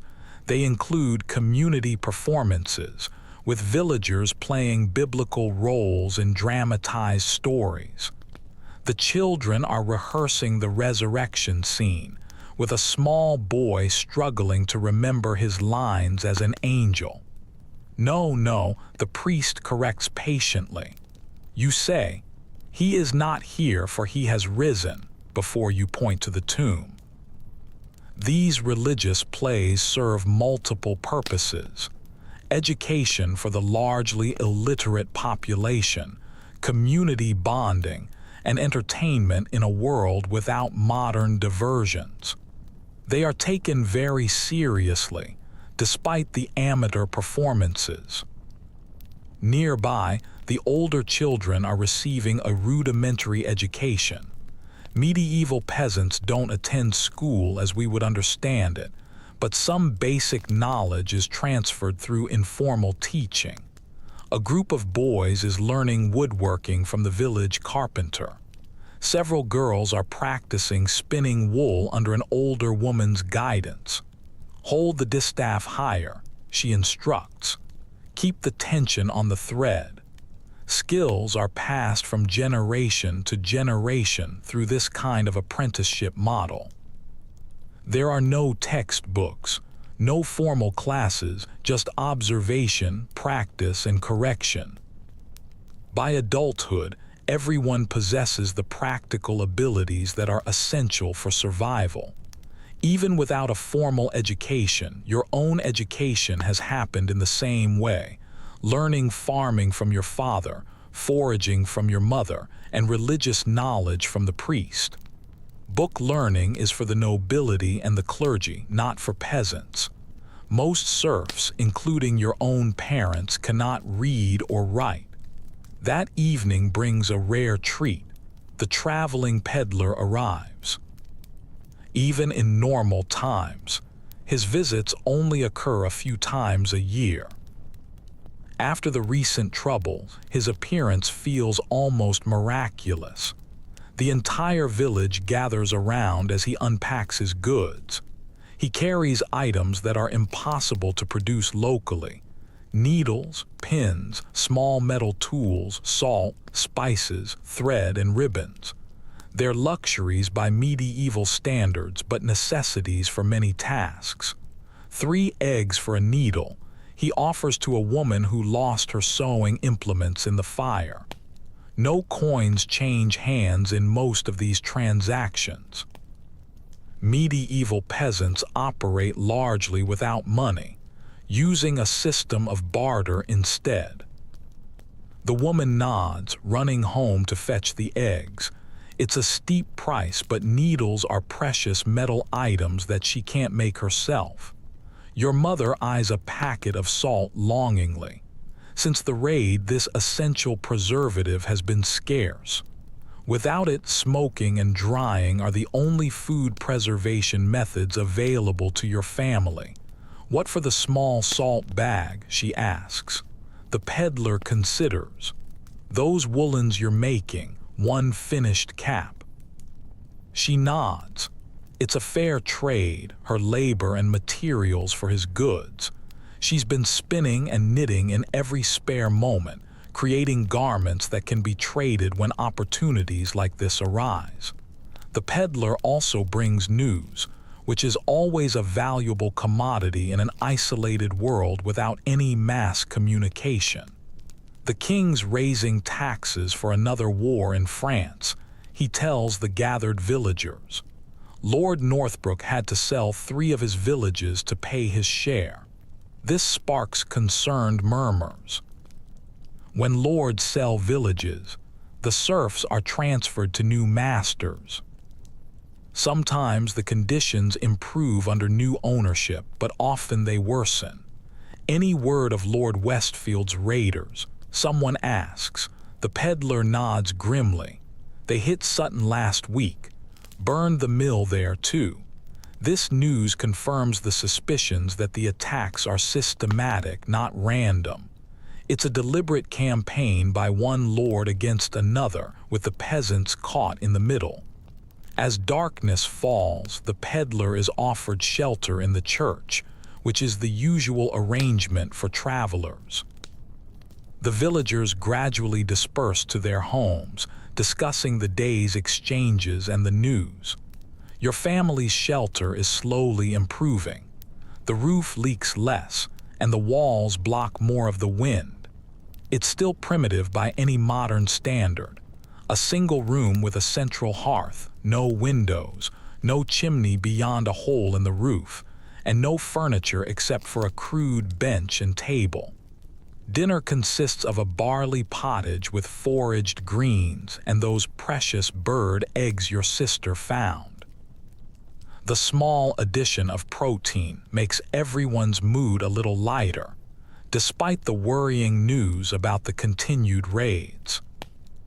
After eating, your father works by the firelight, repairing fishing nets. Your mother continues her knitting, her fingers moving skillfully even in the dim light. These evening hours are productive time, too valuable to waste on mere rest. Will there be dancing at Easter? Your sister asks suddenly. Your mother smiles, if the priest allows it. Medieval religious festivals balance sacred observance with desperately needed recreation. After the church services, communities often enjoy rare opportunities for music, dancing, and games. These celebrations provide crucial psychological relief from the relentless work and hardship. Only if the church roof is finished, your father adds practically.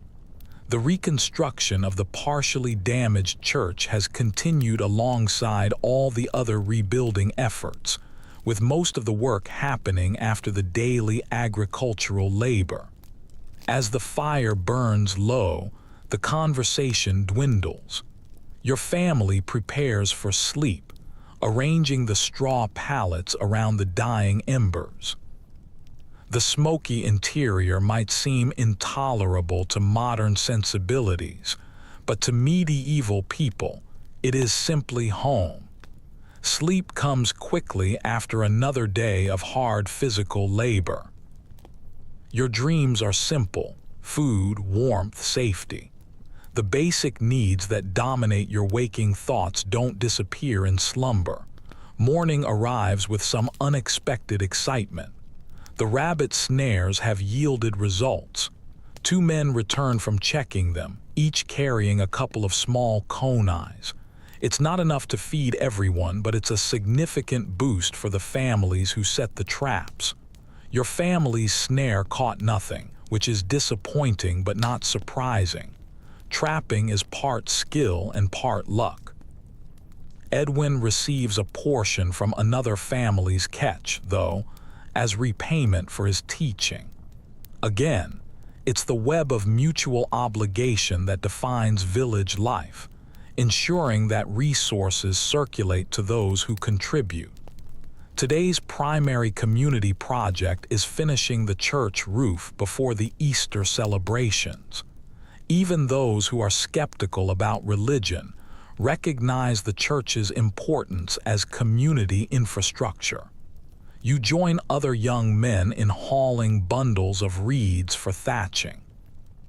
The thatcher directs the operations from atop the partially damaged roof.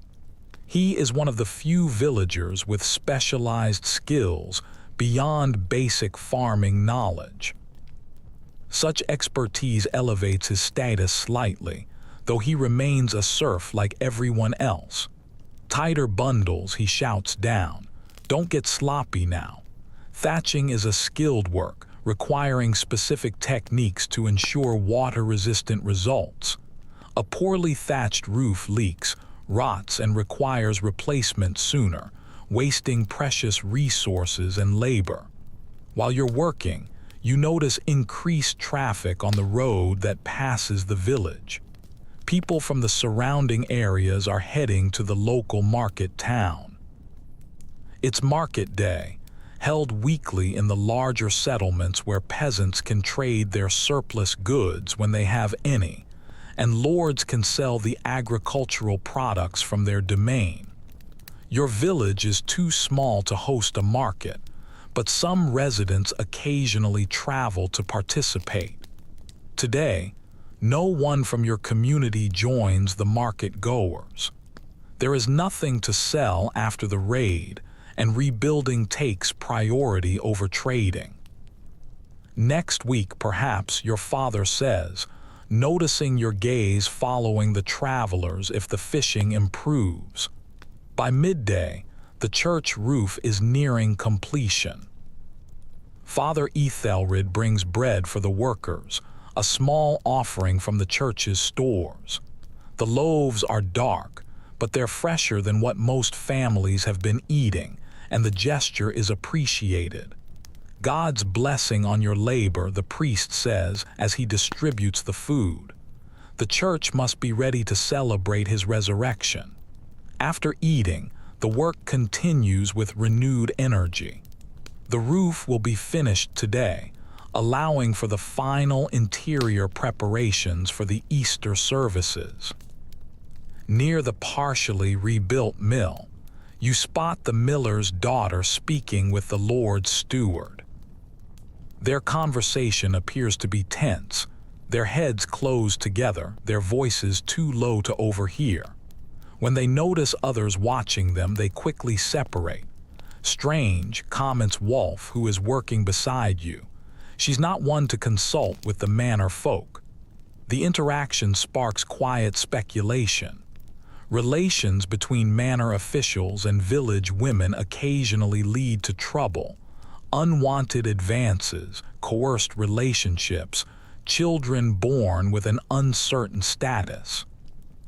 The power imbalance makes such situations particularly problematic. Her father should mind that, another man mutters. Nothing good comes from mixing with those above your station. Medieval society functions on clear hierarchical boundaries. Relationships that cross those boundaries create complications that everyone prefers to avoid. By late afternoon, the church roof stands complete. A small celebration breaks out, nothing elaborate, just a moment of collective satisfaction at a finished task. Someone produces a crude wooden flute and plays a simple tune while the children clap along. These spontaneous moments of joy punctuate the otherwise grueling rhythm of medieval life. They are brief, precious instances when the work pauses and community bonds strengthen through shared pleasure. Your sister joins the other girls in a circle dance, her recent illness seemingly forgotten in the moment. Your mother watches with visible relief, her child's recovery manifest in this simple display of energy and happiness. The music draws Eliza nearer. You find yourself standing awkwardly beside her, unsure of what to say outside the context of work. Medieval youth have no dating protocols, no established courtship rituals for common folk. "Nice roof," she offers finally, nodding toward the church. "Should keep the rain out," you agree. It's hardly romantic dialogue, but in your world, practical concerns dominate everything, even attraction. A potential partner's work ethic, physical strength, and practical skills matter more than romantic notions.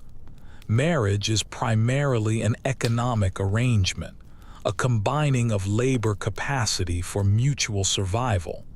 As evening approaches, the brief celebration winds down. There is still work to be done. Animals to tend, gardens to water, food to prepare.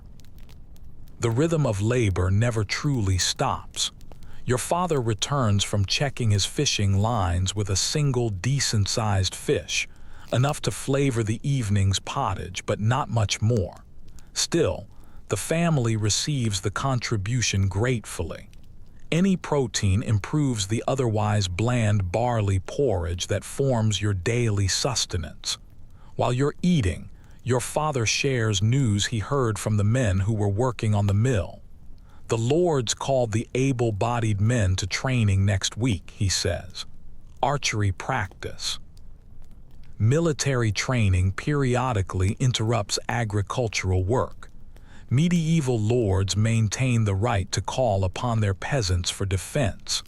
While professional soldiers handle most of the warfare, serfs can be conscripted for local defense or to fulfill the lord's obligations to higher nobles. For how long? Your mother asks, her concern evident. Time away from the fields means potential food shortages later. "Just 2 days," your father answers. "After Easter." It's an inconvenience, but not a catastrophic one. The timing between the planting and the first harvest allows for some flexibility for non-agricultural activities. As night falls, your family discusses the plans for Easter Sunday. The holiday brings rare privileges, better food if it's available, new clothes when possible, and an afternoon free from labor after the religious obligations are met. "I've saved a bit of honey," your mother reveals, "for small cakes." This surprising luxury has been hidden away for a special occasion. Honey is precious, a natural sweetener in a world without sugar for the common folk. Its preservation for Easter demonstrates the holiday's significance in medieval life. With the anticipation of tomorrow's modest celebration, your family settles down for sleep. Outside, a gentle rain begins to fall. It's good for the newly planted fields, but less pleasant for those whose shelter repairs remain incomplete. The rain patters on your roof, mercifully not penetrating the recently improved thatch. As you drift towards sleep, your thoughts turn to simple hopes.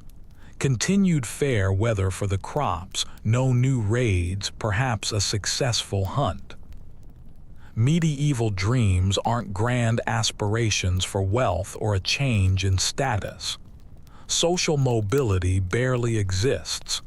Dreams focus instead on immediate needs: food, safety, community, and the small pleasures that are possible within a highly constrained existence. Yet within these constraints, medieval people find meaning and satisfaction.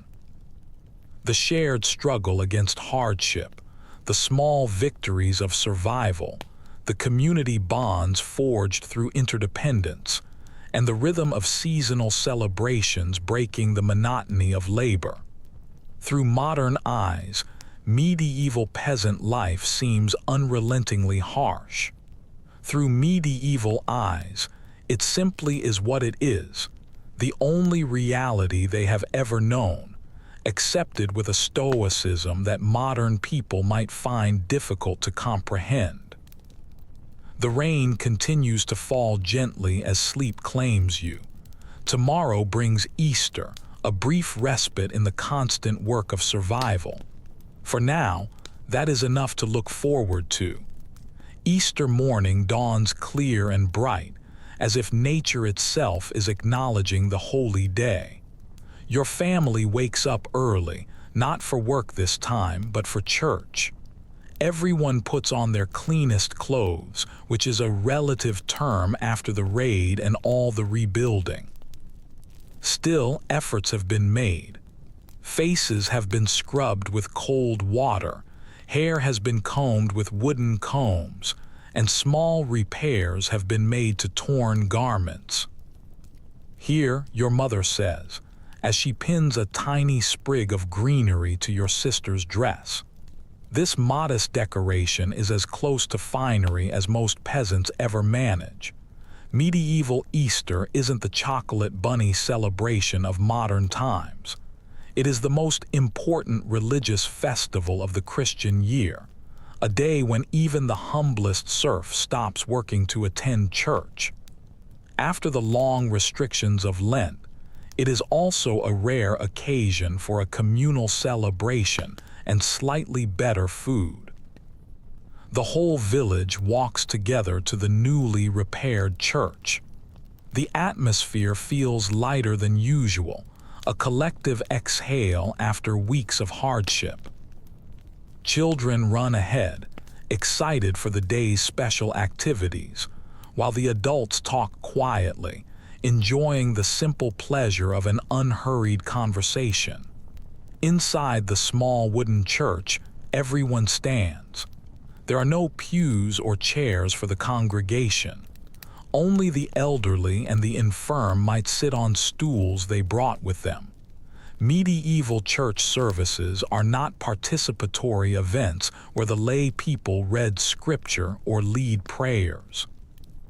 The priest conducts the Mass in Latin while the villagers mostly observe, kneeling or standing at the appropriate moments. Father Ethelred is wearing his finest vestments for Easter, threadbare though they may be. The altar is decorated with early spring flowers, pale primroses, bright celandines, and delicate wood anemones that were gathered by the village children. Christus resurrectus est, the priest intones. Vir resurrectus est, responds the small choir of village boys he has trained to sing the Latin replies. Most of the villagers understand very little of the Latin service, but they know the rhythms, the expected responses, and the moments to kneel or cross themselves. Religious instruction happens through the sermons, which are delivered in English after the formal Latin portions. Today's sermon focuses on resurrection and renewal, themes that resonate powerfully with a community that is rebuilding after destruction. Father Ethelred draws explicit parallels between Christ's resurrection and the village's recovery from the raid. As our Lord rose from death, so too shall our village rise from the ashes, he declares. Through faith and labor, God's will be done. The sermon continues with practical moral guidance, reminders about tithing, which is the church's share of the produce, warnings against sin, and encouragement for charity among neighbors. Medieval religion blends spiritual concerns with everyday governance, with the church serving as both a moral compass and an administrative structure. After the service ends, the day's true celebration begins. Tables are set up on the village green, just simple plank boards on trestles. Each family contributes what they can to a communal feast. By modern standards, it's a meager spread, but after weeks of near starvation, it seems abundant. Your mother's honey cakes draw admiration. They are small, dense patties of barley flour sweetened with the precious honey, a once-a-year treat. The village baker, who lost his oven in the raid and has only recently rebuilt it, contributes actual wheat bread, which is lighter and finer than the daily barley loaves. Real wheat, your sister whispers in awe as she takes her small portion. Someone has slaughtered a pig, a significant sacrifice of future breeding potential for an immediate celebration. The rich smell of roasting pork fills the air. The meat will be stretched to provide just a morsel for everyone, but even a taste of fat and protein feels luxurious after weeks of thin gruel. You notice Eliza with her family across the green. Her mother looks thin and worn, but today she is smiling, watching her younger children play a ring game with the others. Eliza catches your eye and gives a small nod. In the context of medieval village life, it is a meaningful acknowledgement. Go and talk to her if you want, your mother says quietly, noticing the exchange. It's a feast day. Social rules relax slightly during celebrations. Young people may interact more freely, though always within sight of the community. Medieval courtship happens in plain view, with no private dates and no unsupervised meetings. Before you can decide whether to approach Eliza, a commotion at the village edge draws everyone's attention. Riders are approaching, 3 men wearing the Lord's colors led by the steward. Their arrival during the Easter celebrations is unusual and concerning. The conversation dies down as the horsemen reach the green. The steward dismounts while his companions remain on horseback, their hands resting meaningfully on their sword hilts. The message is clear. This is not a social visit. The Lord sends his Easter greetings, the steward announces, his formal words at odds with his grim expression. A collective murmur of acknowledgement ripples through the gathered villagers.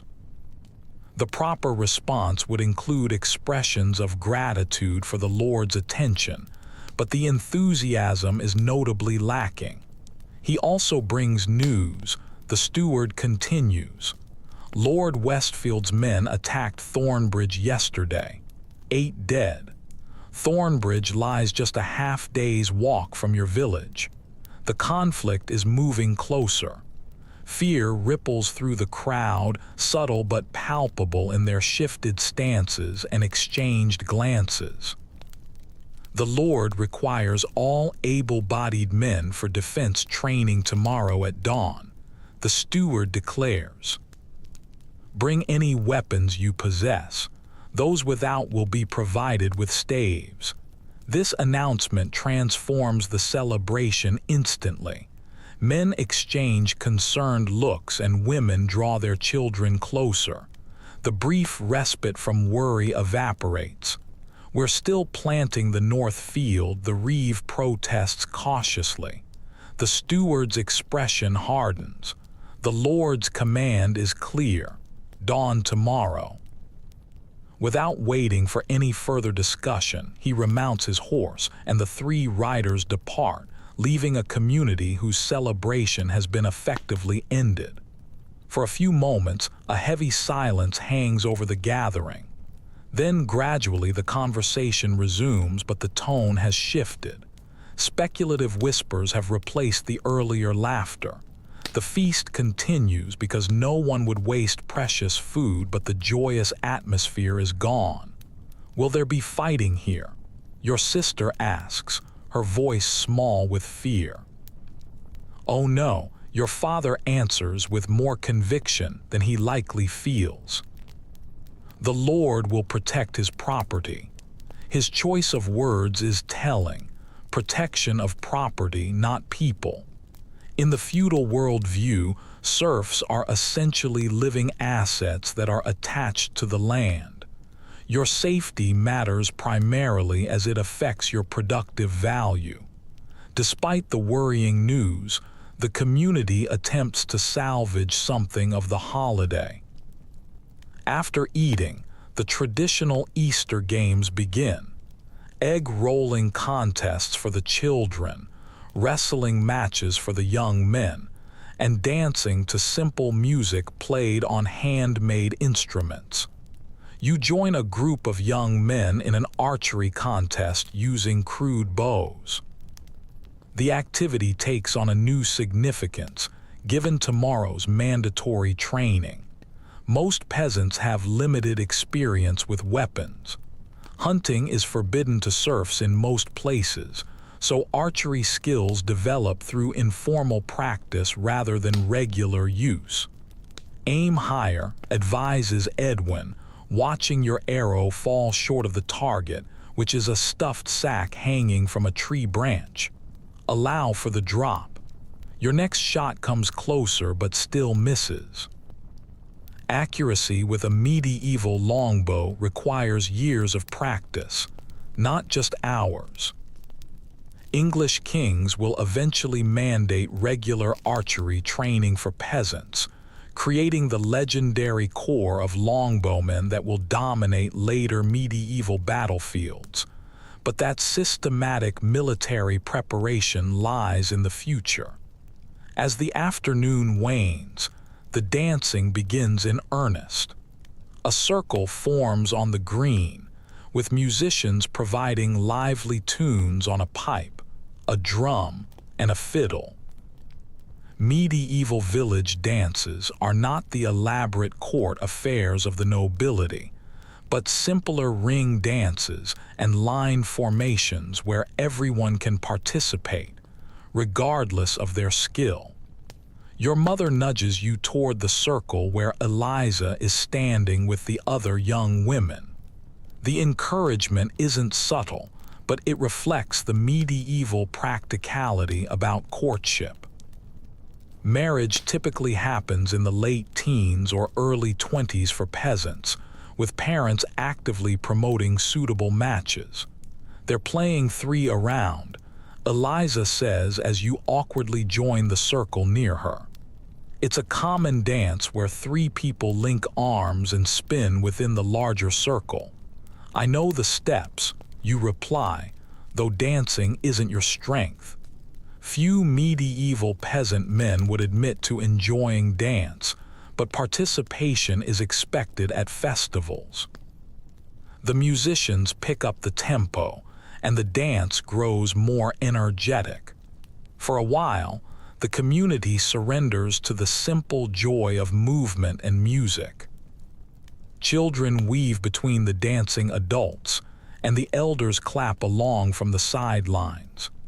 Even the priest watches with a benevolent approval, the religious strictures relaxed for the holiday. In these moments, medieval life reveals its surprising pockets of joy amidst the hardship. Celebration isn't just permitted, but it's necessary, a pressure valve that releases the tension of constant labor and precarious survival.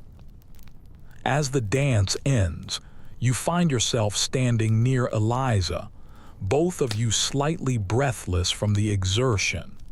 "My father says you're joining the archery practice," she says. "Not much choice," you answer with a shrug. "My uncle was an archer for the previous lord," she offers.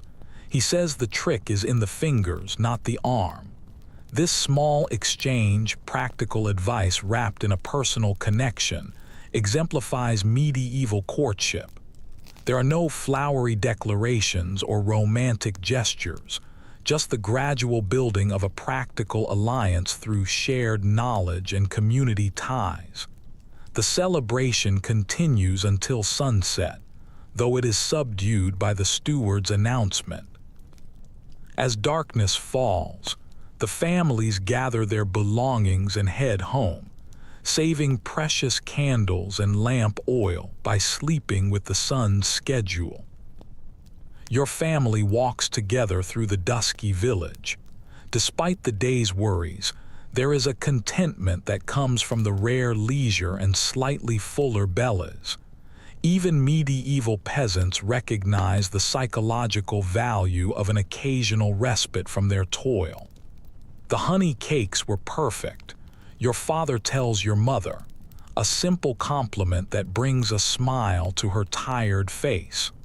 At home, your family settles for the night with an unusual ease. The physical release of the dancing and the slightly more abundant food creates a deeper exhaustion than regular labor, a pleasant heaviness in your limbs and eyelids. Sleep comes quickly, but it doesn't last. Well before dawn, a pounding on your door jolts everyone awake. Up, everyone, up, comes a shout from outside.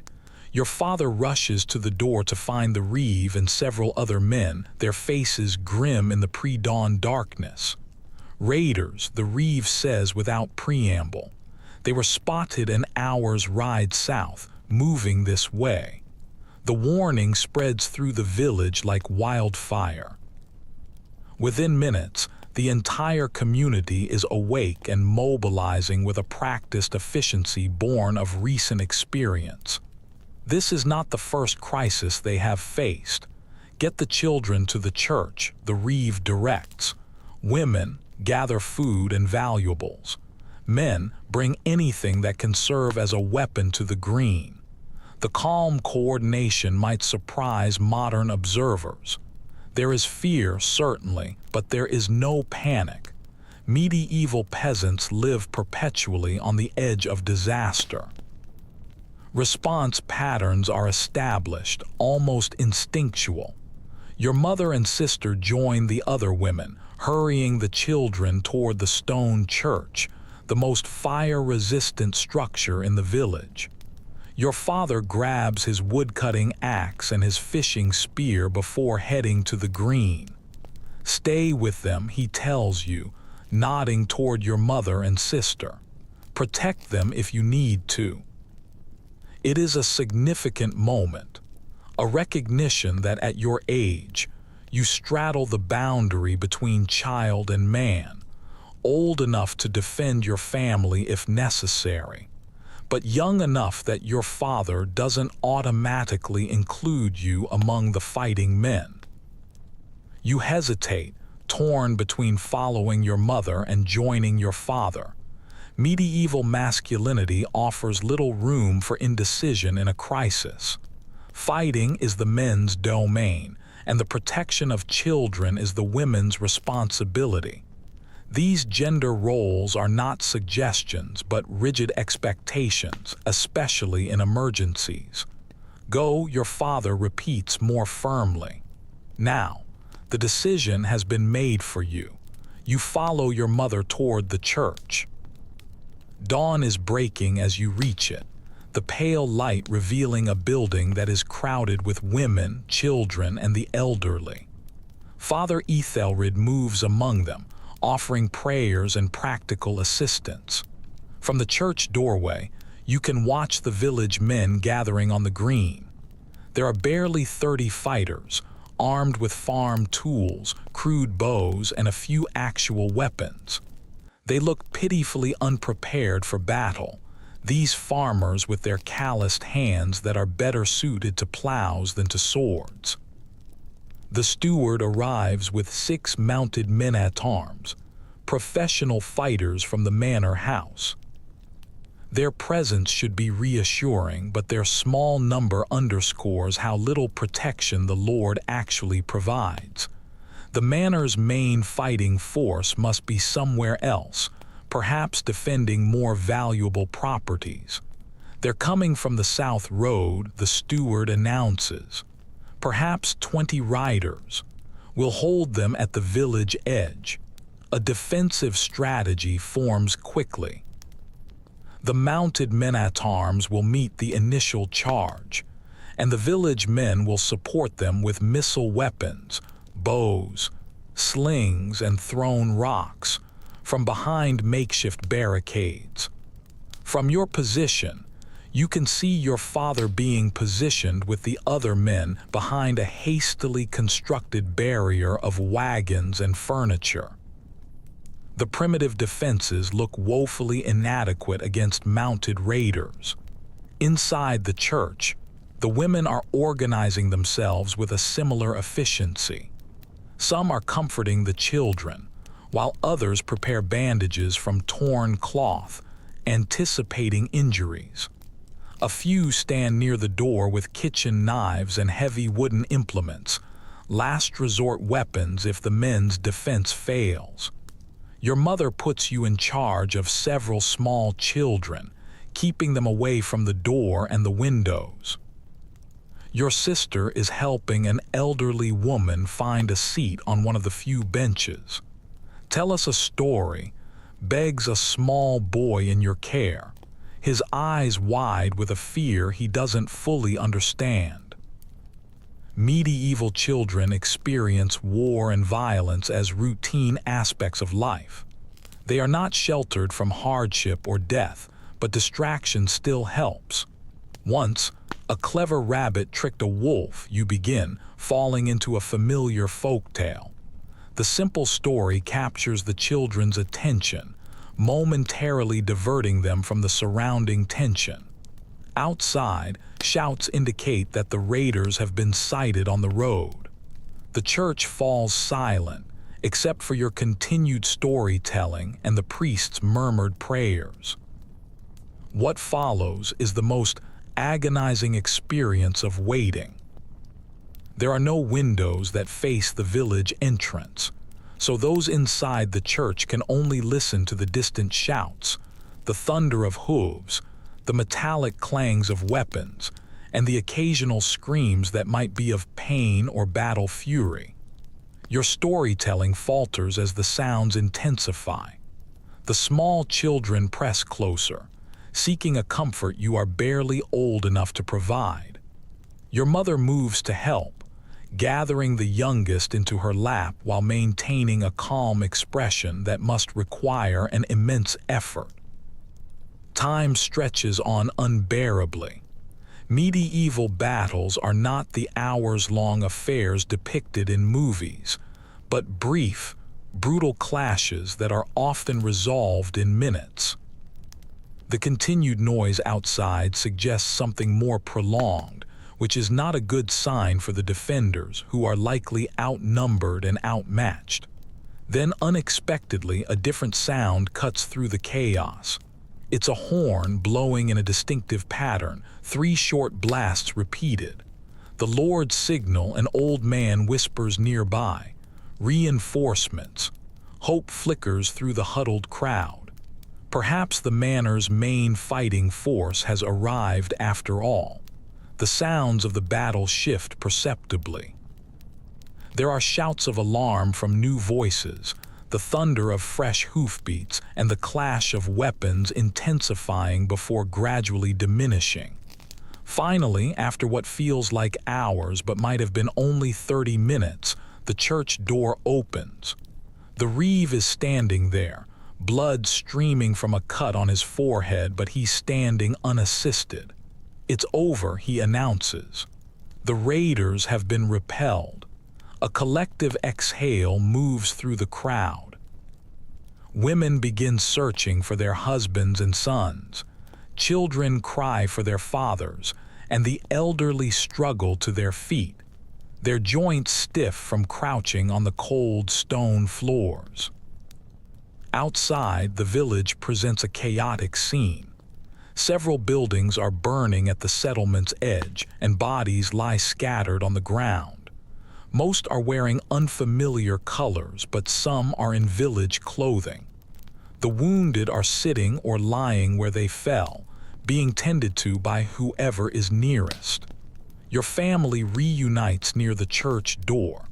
Your father is alive, though his left arm is hanging uselessly at his side, a hasty bandage already soaked in blood.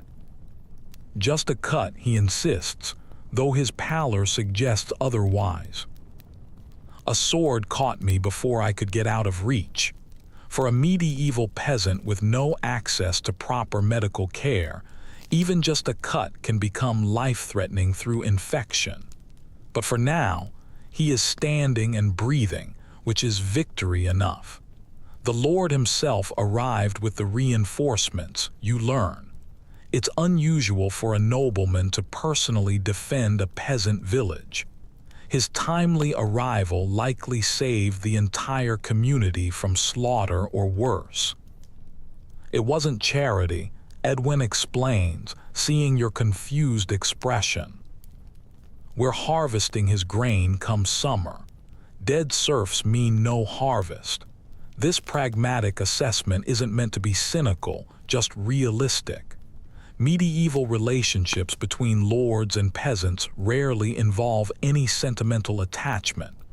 Protection is provided as a form of property management, not humanitarian concern. As the immediate crisis subsides, attention turns to the casualties and the damage. 3 villagers are dead, and 7 are wounded seriously enough to require ongoing care. 2 homes have been completely destroyed by the fire, and several others are damaged. Just when the recovery from the previous raid had begun, the cycle of destruction starts all over again. The resignation on the villagers' faces speaks volumes about medieval resilience. They've survived, most of them, and they will rebuild again because there is no other alternative. That night, your family squeezes into a shelter with your neighbors, since your father's injury makes him a priority for indoor rest. Every available space throughout the village is housing someone. The wounded, those whose homes have burned down, or those who are simply too traumatized to sleep alone. Medieval communities compress together in a crisis, finding safety in proximity. Individual boundaries matter less than collective survival, and personal space is a luxury that is unknown to your ancestors. By the firelight, the adults discuss the day's events in hushed tones, while the children pretend to sleep nearby. Lord Westfield himself led them, someone reports. They recognized his banner. Bold, attacking in daylight, another comments. Desperate, corrects an older voice. A man who risks himself in battle is either very brave or very desperate. This strategic assessment from ordinary peasants might surprise modern people, who imagine medieval serfs as ignorant and unsophisticated. In reality, they understood power politics intimately, because their lives depended on accurately reading the conflicts between their betters. The talk then turns to immediate concerns. Additional guards will be needed tonight in case of a second attack. The Lord's men remain in the village for protection, but watchful eyes among trusted villagers will provide additional security. As true night falls, the conversation gradually fades. Exhaustion from the fear, the fighting, and the emotion overcomes even the most talkative. Bodies settle into whatever uncomfortable positions the available space allows. Your position near the hearth provides a view of your father's sleeping face, relaxed now from the herbal pain remedies provided by a village healer. The wound looked cleaner when it was rebandaged, which is a promising sign, though infection remains a constant threat in a world without antibiotics. Your mother sits nearby, her fingers automatically spinning wool even in this moment of rest. Medieval hands rarely stay idle when they're awake. Productivity isn't just virtuous, it's necessary when the margins for survival are so thin. Outside, the occasional footsteps mark the patrol of the watchmen who are circling the village perimeter. Their presence provides a small comfort as you finally drift towards sleep, your mind replaying the day's dramatic swing from celebration to violence. This is medieval life, distilled to its essence, the constant proximity of joy and terror, feast and famine, peace and warfare. No modern person truly experiences such extremes compressed into single days, such vulnerability to forces that are beyond their control. Yet medieval people adapted to this reality, developing a resilience that modern humans might envy. They lived each day fully, because tomorrow held no guarantees. They celebrated when it was possible, because the opportunities might not come again. They grieved their losses quickly, because survival demanded that they move forward. As sleep finally claims you, your last conscious thought is one of gratitude, not just for your survival, but for the community that makes survival possible. In medieval England, no one makes it alone. Interdependence isn't a philosophical concept, but a practical one, woven into every aspect of daily existence. Tomorrow will bring renewed labor, rebuilding, and healing. The rhythm continues because it must. Life persists against impressive odds, through collective effort and stubborn determination. And perhaps when the immediate crisis passes, there might be a moment to speak with Eliza again about archery techniques and finger positions. Because even in medieval England, life consists of more than just mere survival. The human spirit seeks connection, purpose, and the occasional joy amidst the struggle. The days after a battle hold their own unique rhythm. The initial crisis has passed, but its aftermath lingers on. There are wounds that need tending, damage that requires repair, and trauma that sits heavy in people's hearts. Your village enters this quiet phase of recovery as spring deepens all around you. Your father's wound becomes the family's primary concern. The deep sword cut on his arm is showing troubling signs. Red streaks extending from the edges, increasing pain, and a warmth to the touch. These symptoms would spell danger in any era, but in medieval England without antibiotics, they could be a death sentence. "Let me see," says Agnes, the village's closest equivalent to a doctor. She's an elderly woman whose knowledge of healing herbs has been accumulated through decades of practical experience, not a formal education. She unwraps the bandage carefully, her face revealing nothing as she examines the angry wound. Your mother watches anxiously, and your sister clings to her skirt. "It needs cleaning again," Agnes pronounces. "And a poultice. Fetch me comfrey root, groundsel, and honey if you have it."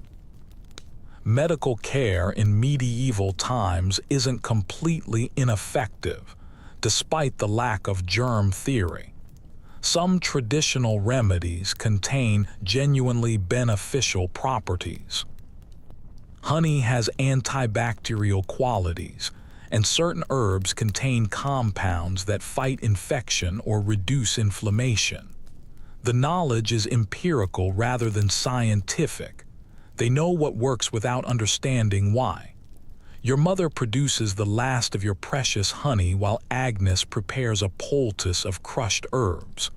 "Hold him," she instructs, as she begins cleaning the wound with boiled water and vinegar. Your father, who has been stoic until now, can't suppress a groan as she works. Medieval pain management consists primarily of alcohol willow bark, which is a natural source of aspirin, or simply endurance. Agnes has brought a small amount of precious poppy syrup, but she saves it for after the worst is done. The sword was filthy, she comments as she extracts a tiny thread of cloth from the wound. He left fabric inside. That's what's festering. Modern doctors would recognize this as a basic debridement procedure, cleaning foreign material from a wound to prevent infection. Agnes performs it with surprising precision, using primitive tools, a narrow bone needle and steady hands. When she finally rebandages the arm, your father looks exhausted but relieved. Will it heal? He asks directly. Agnes considers. Medieval healers don't sugarcoat a prognosis. If the red streaks recede by tomorrow, yes. If they spread to your chest. She doesn't complete the sentence. Everyone understands. I'll return at midday, she says as she gathers her supplies. She refuses any payment for now, a tacit acknowledgement that her compensation depends on the outcome. If her treatment fails, your family's resources are better saved for the funeral expenses. This pragmatic approach to life, death, and commerce might seem cold to modern sensibilities, but it is normal in your world. Medieval people face mortality with a clear-eyed acceptance that is born of their constant proximity to death. That evening brings an unexpected visitor, the Lord's steward. His arrival at your humble shelter raises eyebrows among your neighbors. Such officials rarely interact directly with individual peasant families, except to deliver punishments or demands. He enters without any ceremony, ducking beneath the low doorway. The small interior suddenly feels crowded with his presence. The Lord inquires after the wounded, he announces, his gaze finding your father, who is sitting against the wall with his arm carefully positioned across his chest. I live, your father answers simply. The steward nods. Good. The Lord recognizes your service in the village's defense. You are granted 3 days exemption from labor once you are deemed fit to work again. This pronouncement sends a ripple of surprise through your family. Such consideration from the nobility is rare, practically unheard of. Your father's contribution must have been more significant than you realized. The Lord also brings this. The steward produces a small ceramic pot that is sealed with wax, from the lady's own stores, for the wound. He places the pot on your crude table before departing without waiting for any thanks. The gift's value is not primarily in the ointment itself, though that is precious enough. The real significance lies in the acknowledgement of your father's worth, a subtle elevation of his status within the rigid hierarchy. After he has gone, your mother carefully opens the pot to reveal a green-tinted salve with a sharp, herbal smell. The lady's own recipe, she whispers, with genuine awe in her voice. They say she learned the healing arts in France. Medieval noblewomen often possessed medical knowledge, as it was part of their expected domestic management skills. Access to exotic ingredients and written texts gave them advantages over peasant healers like Agnes, who relied solely on local plants and oral tradition. The noble lady's ointment represents the pinnacle of 11th century medical technology. It's still primitive by modern standards, but it's the best that is available in your time and place. Its application to your father's wound is not just a treatment, but an honor, a tangible connection to the mysterious world of the nobility that usually remains distant from a serf's life. Morning brings a cautious optimism. The angry red streaks have not advanced, and your father's fever seems to be less intense. Whether it's from Agnes's poultice, the lady's ointment, or simply good fortune, an improvement appears to be underway. Medieval recovery timelines extend far longer than modern ones, but any positive sign offers hope. With your father unable to work in the fields, the responsibilities shift within the family. You take his place in the communal labor, joining men who are twice your age in the ongoing rebuilding efforts. Your mother and sister handle the tasks that are typically assigned to you, alongside their own endless work. The gender roles in medieval society typically maintain clear divisions, but necessity often blurs these boundaries in peasant families. When survival is at stake, pragmatism trumps convention. That day's primary village project is repairing the mill again, which was damaged but not destroyed in the recent attack. The structure's importance to the community's survival makes it a constant priority. Without the grinding capability, the grain becomes significantly less usable for human consumption. Lift on 3, the master carpenter directs, as he coordinates 6 men who are hoisting a replacement beam into position. You strain alongside the adults, your younger muscles earning a grudging approval from the older workers. Medieval construction uses remarkably few metal components. Wooden pegs, precise joinery, and a structural understanding passed down through generations of craftsmen create surprisingly durable buildings without modern fasteners. The miller watches anxiously, calculating the lost grinding time and revenue with each passing day. Midday brings a welcome interruption. It's the reeve, announcing that the Lord's court will convene tomorrow. All households must send a representative, he declares, a formality, since attendance is mandatory. The manor courts represent a key component of medieval justice and administration, held regularly, typically every 3 weeks. These sessions handle everything from minor disputes between villagers to land transfers, marriage licenses, and the punishment for infractions of local custom. Will they address the raid? Someone asks. The reeve nods. The Lord wishes to discuss defense improvements. This sparks immediate speculation. A wall around the village, additional watchmen, a distribution of weapons. Medieval villages rarely have defensive walls, as it's an expensive undertaking that is typically reserved for towns and cities. But after multiple attacks, improved security becomes worth considering. The afternoon brings Agnes, who has come to check on your father's wound again. Her weathered face shows a cautious approval at what she finds. The red fades, she notes. Keep using the lady's ointment. And this.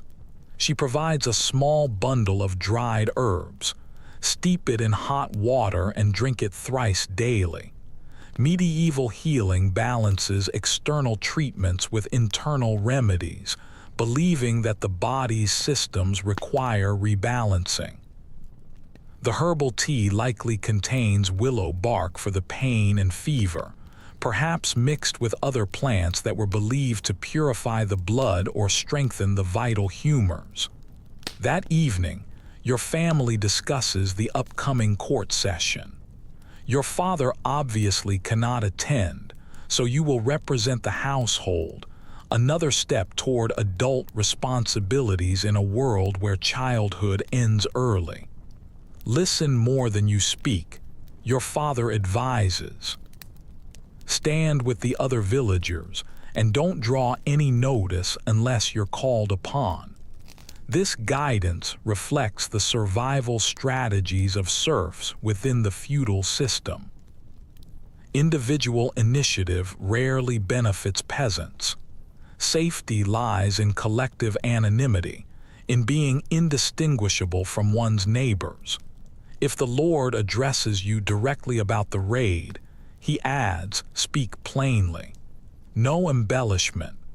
Medieval nobles value different qualities in peasants than they do in their peers.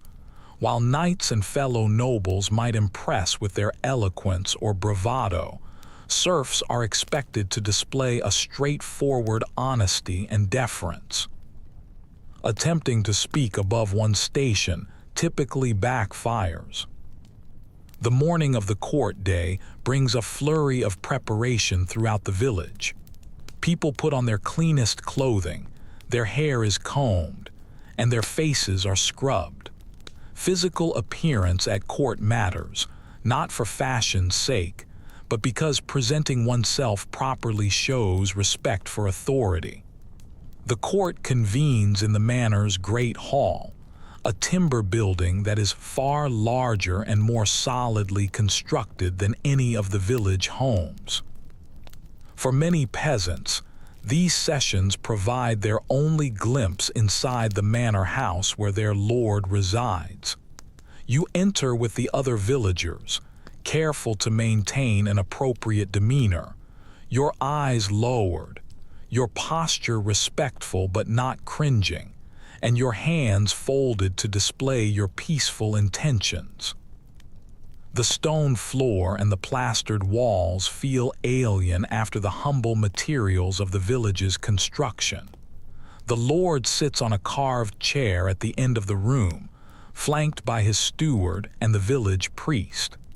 This triumvirate represents the three pillars of medieval authority: secular power, administrative function, and religious sanction. The court begins with formulaic declarations that establish the Lord's right to hold the session. Then come the practical matters: two villagers disputing the ownership of a cow, a fine for failing to maintain a drainage ditch, and permission granted for a marriage between cousins, with the appropriate payment to the church and the Lord. Finally, the matter that everyone has been waiting for: village defense. These recent attacks cannot continue, the Lord declares.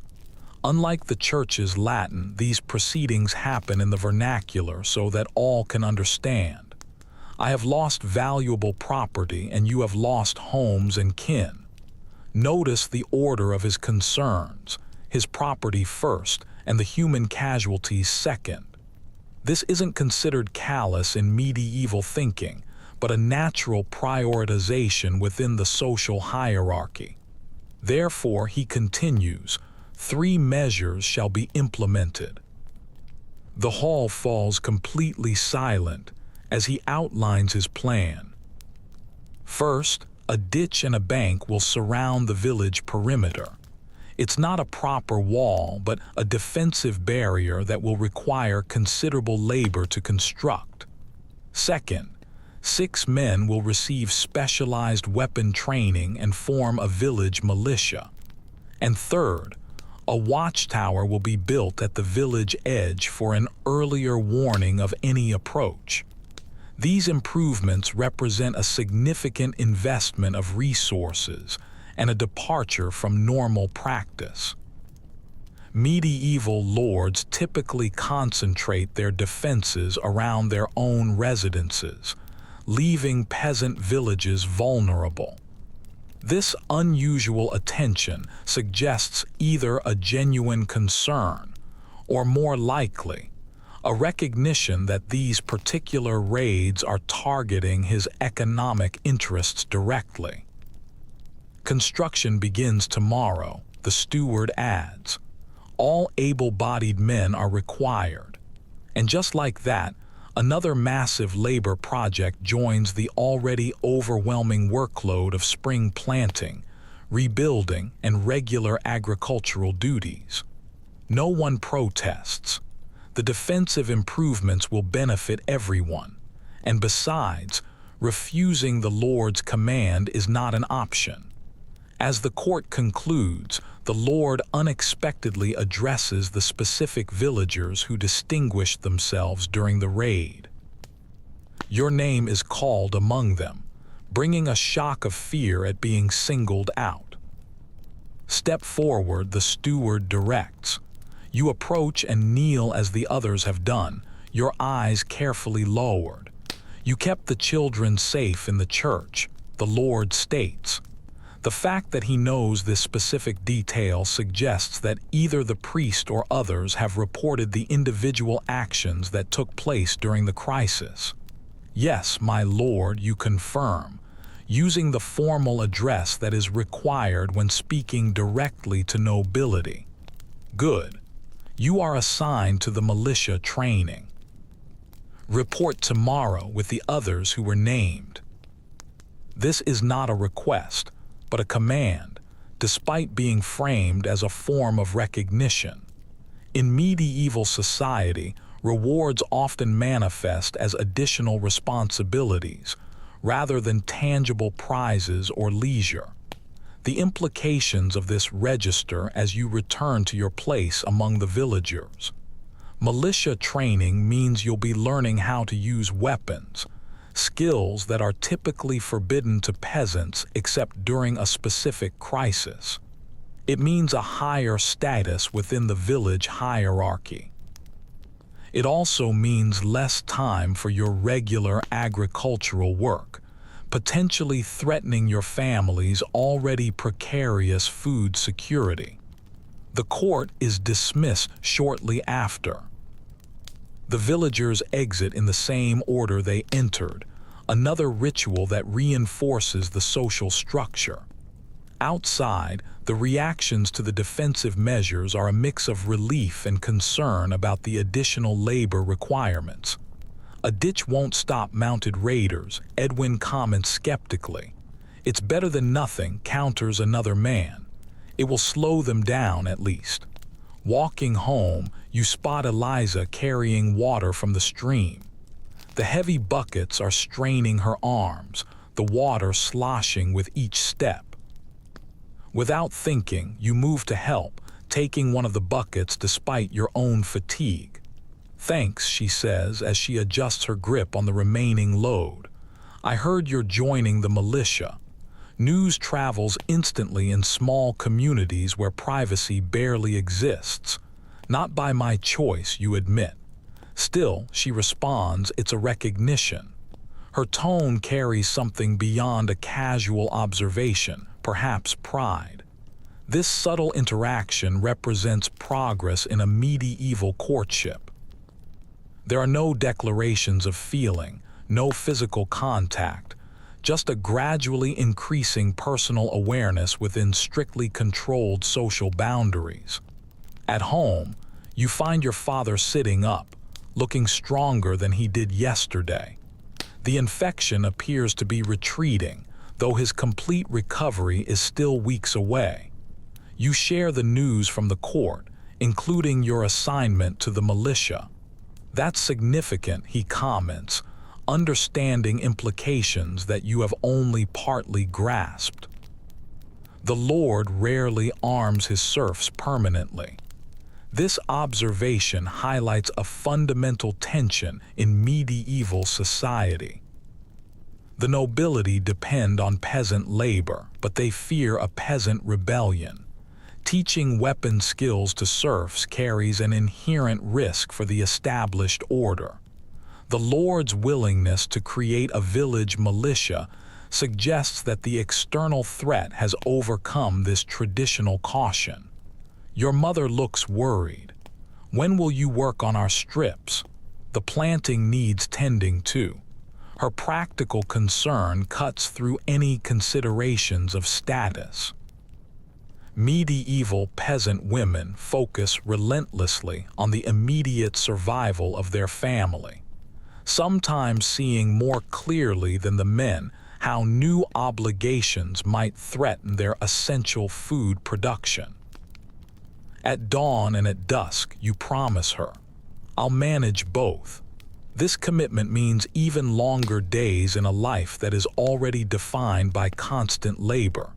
But the alternative, neglected crops, ensures that you'll be hungry next winter.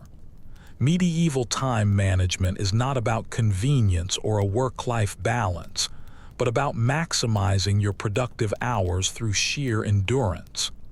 That evening, as the sunlight fades, your family shares a slightly more substantial meal than you've had in recent days. Your father's improving health justifies using precious resources to rebuild his strength. The pottage contains actual meat, small pieces of salt pork that were saved for emergencies, along with the spring vegetables your sister gathered. As you eat, the conversation turns to the plans for the coming weeks. The defensive construction will demand most of the communal labor, but the family plots still need maintenance. The seeds that have already been planted require weeding, thinning, and protection from birds and animals.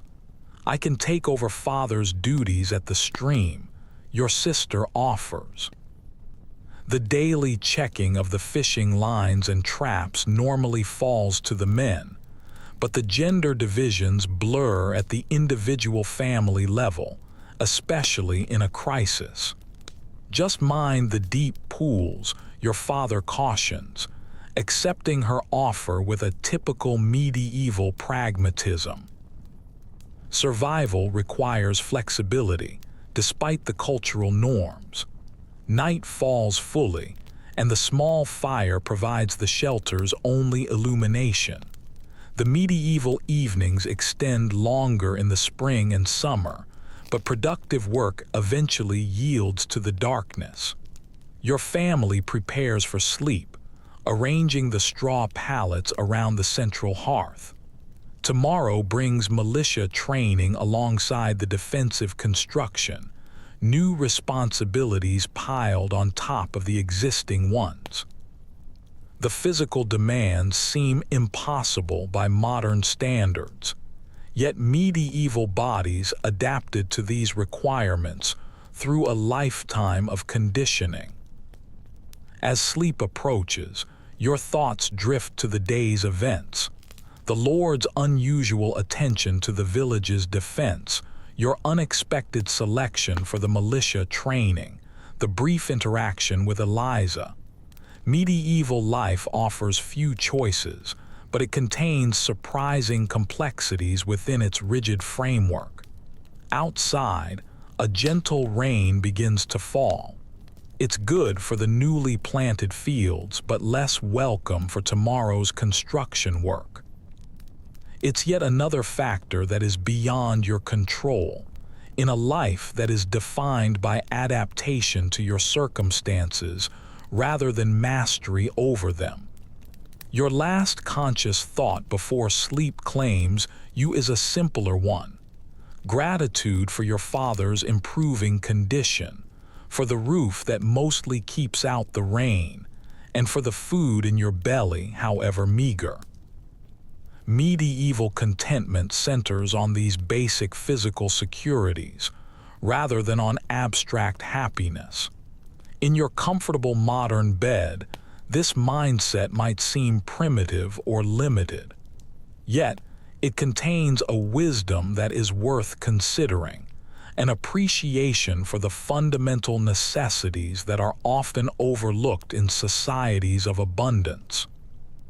Your medieval ancestors understood viscerally what modern humans sometimes forget: the profound gift of having your basic needs met in a world where such security remains perpetually uncertain. The weeks pass, bringing subtle but significant changes.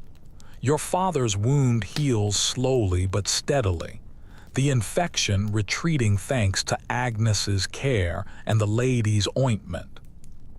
Spring deepens towards summer, the days lengthening, the soil warming, and the crops sprouting in the once barren fields. The village's defensive preparations transform both the landscape and the community dynamics.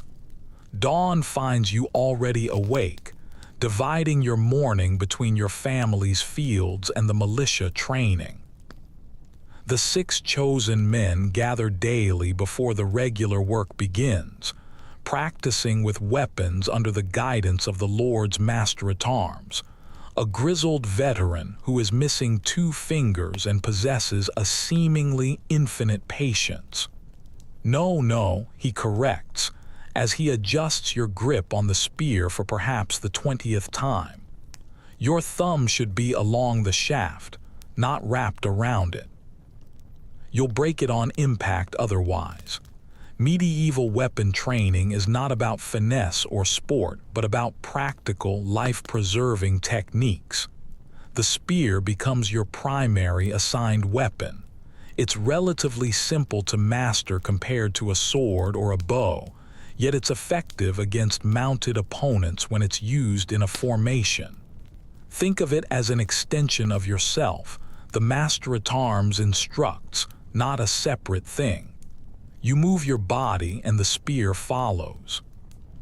Your muscles ache constantly now, not just from the normal agricultural labor, but from the unfamiliar movements of weapon practice.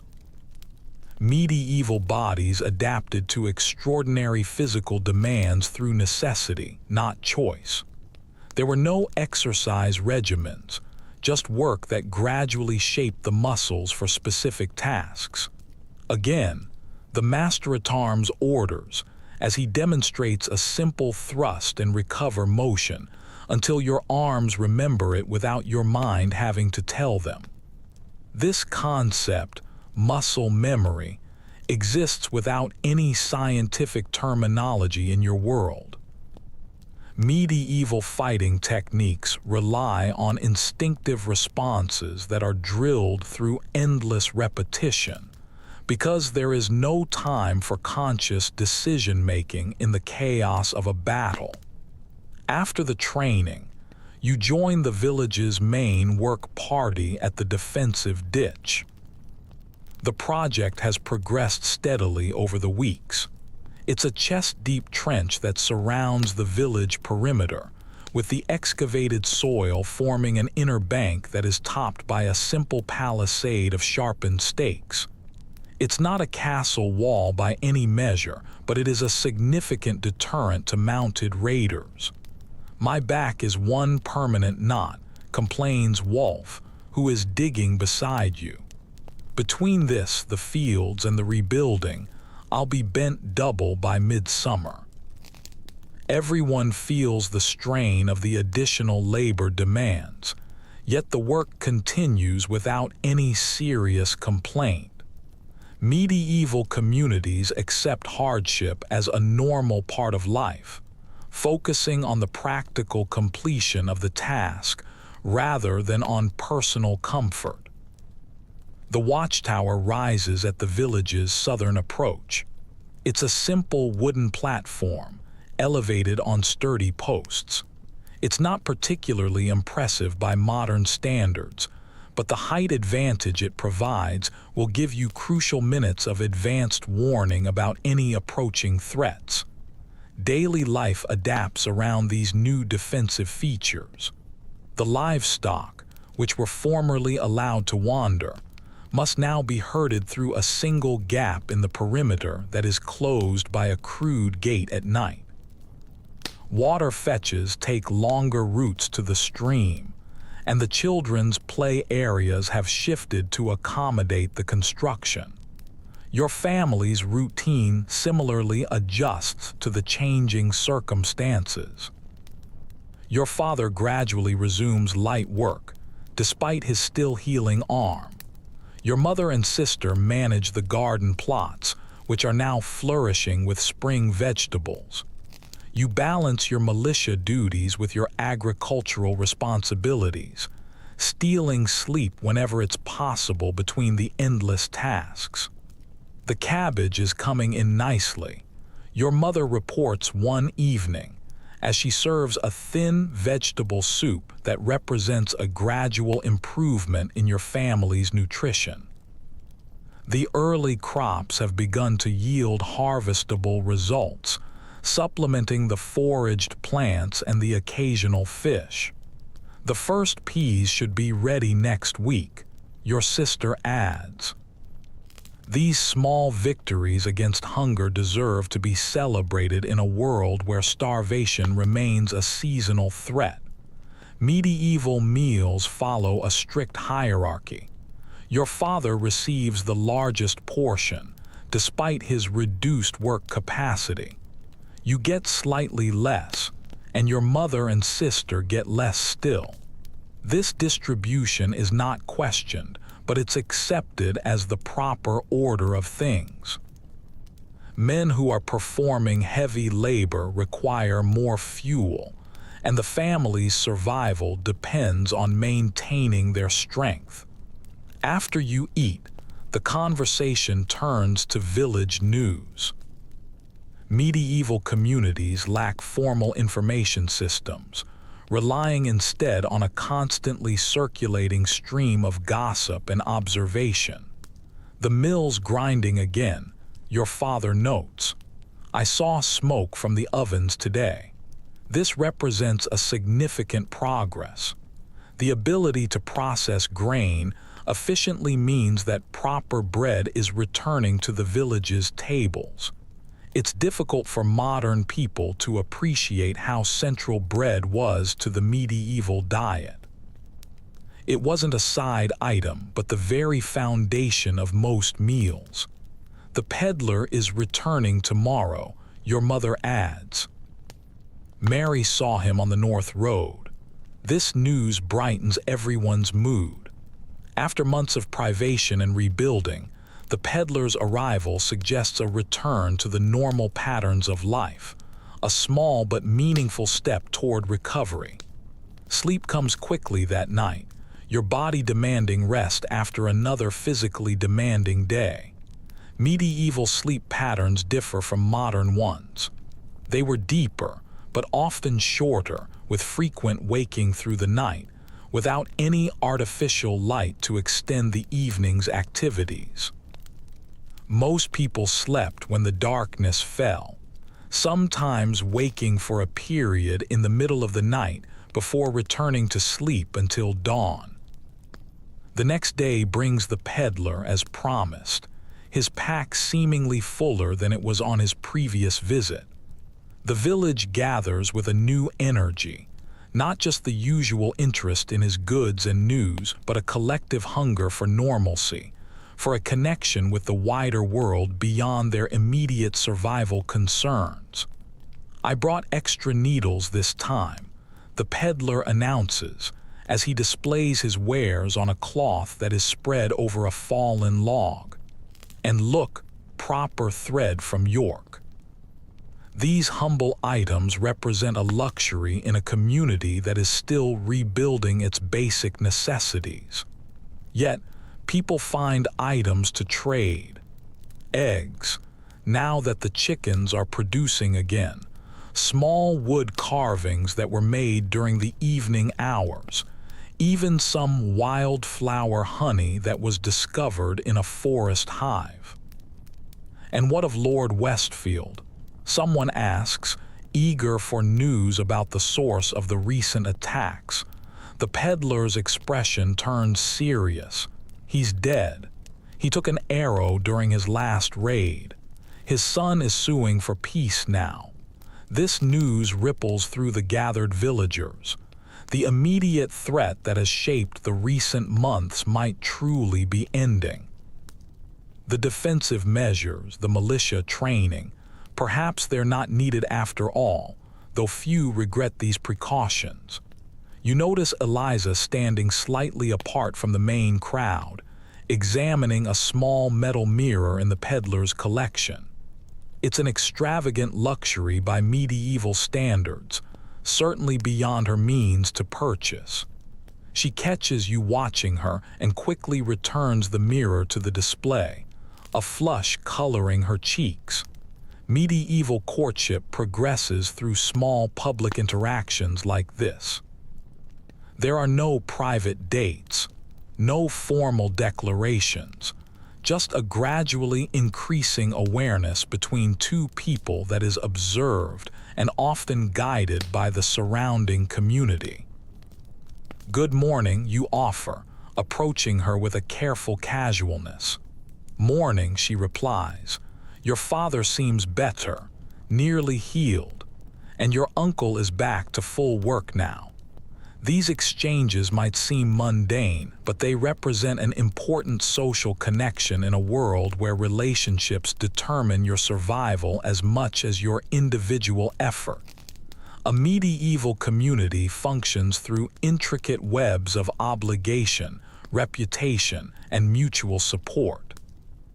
Your conversation might have continued, but the militia master calls for the afternoon practice. The news of Lord Westfield's death does not immediately end the defensive preparations. Medieval communities have learned caution through generations of hardship. That afternoon brings something new to the training: actual metal-tipped spears, replacing the wooden practice versions. These represent a significant investment by your lord, further evidence of his unusual commitment to the village's defense. All real weapons demand real respect, the master-at-arms warns. A moment's carelessness can maim or kill. Medieval training includes no safety equipment, no practice rounds, and no medical support beyond basic first aid. Injuries during practice are common and are accepted as the inevitable costs of preparedness. You handle the metal-tipped spear with an appropriate reverence, feeling its different balance, the deadly potential of its sharpened head. This weapon represents an elevation of your status. Peasants are typically not trusted with real weapons, except during an active conflict. The Lord is granting these to the village permanently, the master-at-arms announces, to be stored in the church between trainings. A militia member who is found using them for any purpose besides defense will answer directly to him. This arrangement, arming the peasants while maintaining a strict control, reflects a careful balancing of competing medieval concerns. Protection requires armed defenders, yet armed peasants have historically sometimes turned their weapons against oppressive lords. The church storage provides both a practical security and a symbolic oversight. That evening, as you're returning from training, you pass the manor house, which is perched on its small rise overlooking the village. Unlike the stone castles that will dominate the later medieval landscapes, your lord's residence is primarily a timber construction. It's larger and more refined than the village buildings, but it's not the imposing fortress of popular imagination. A movement near the manor's garden catches your attention. It's the lady herself, supervising the workers as they plant medicinal herbs. Her direct involvement in the garden's management is not unusual for medieval noblewomen, who typically oversaw the household's production, including food preservation and medicine. She notices you passing by and surprisingly gestures for you to approach. Fear immediately tightens your chest. A direct interaction with the nobility holds as much danger as it does opportunity for medieval peasants. You approach and bow awkwardly, your eyes lowered as protocol demands. "You're the boy whose father took the sword wound," she states without any introduction. "Yes, my lady," he recovers. "Yes, my lady. Your ointment helped greatly." She nods, seemingly satisfied. "Good. My steward says you show promise in the militia training." This unexpected knowledge of your individual progress is startling. Medieval nobility typically view peasants as interchangeable labor units, rather than as distinct individuals. I try, my lady. Continue trying. The militia serves an important purpose beyond immediate defense.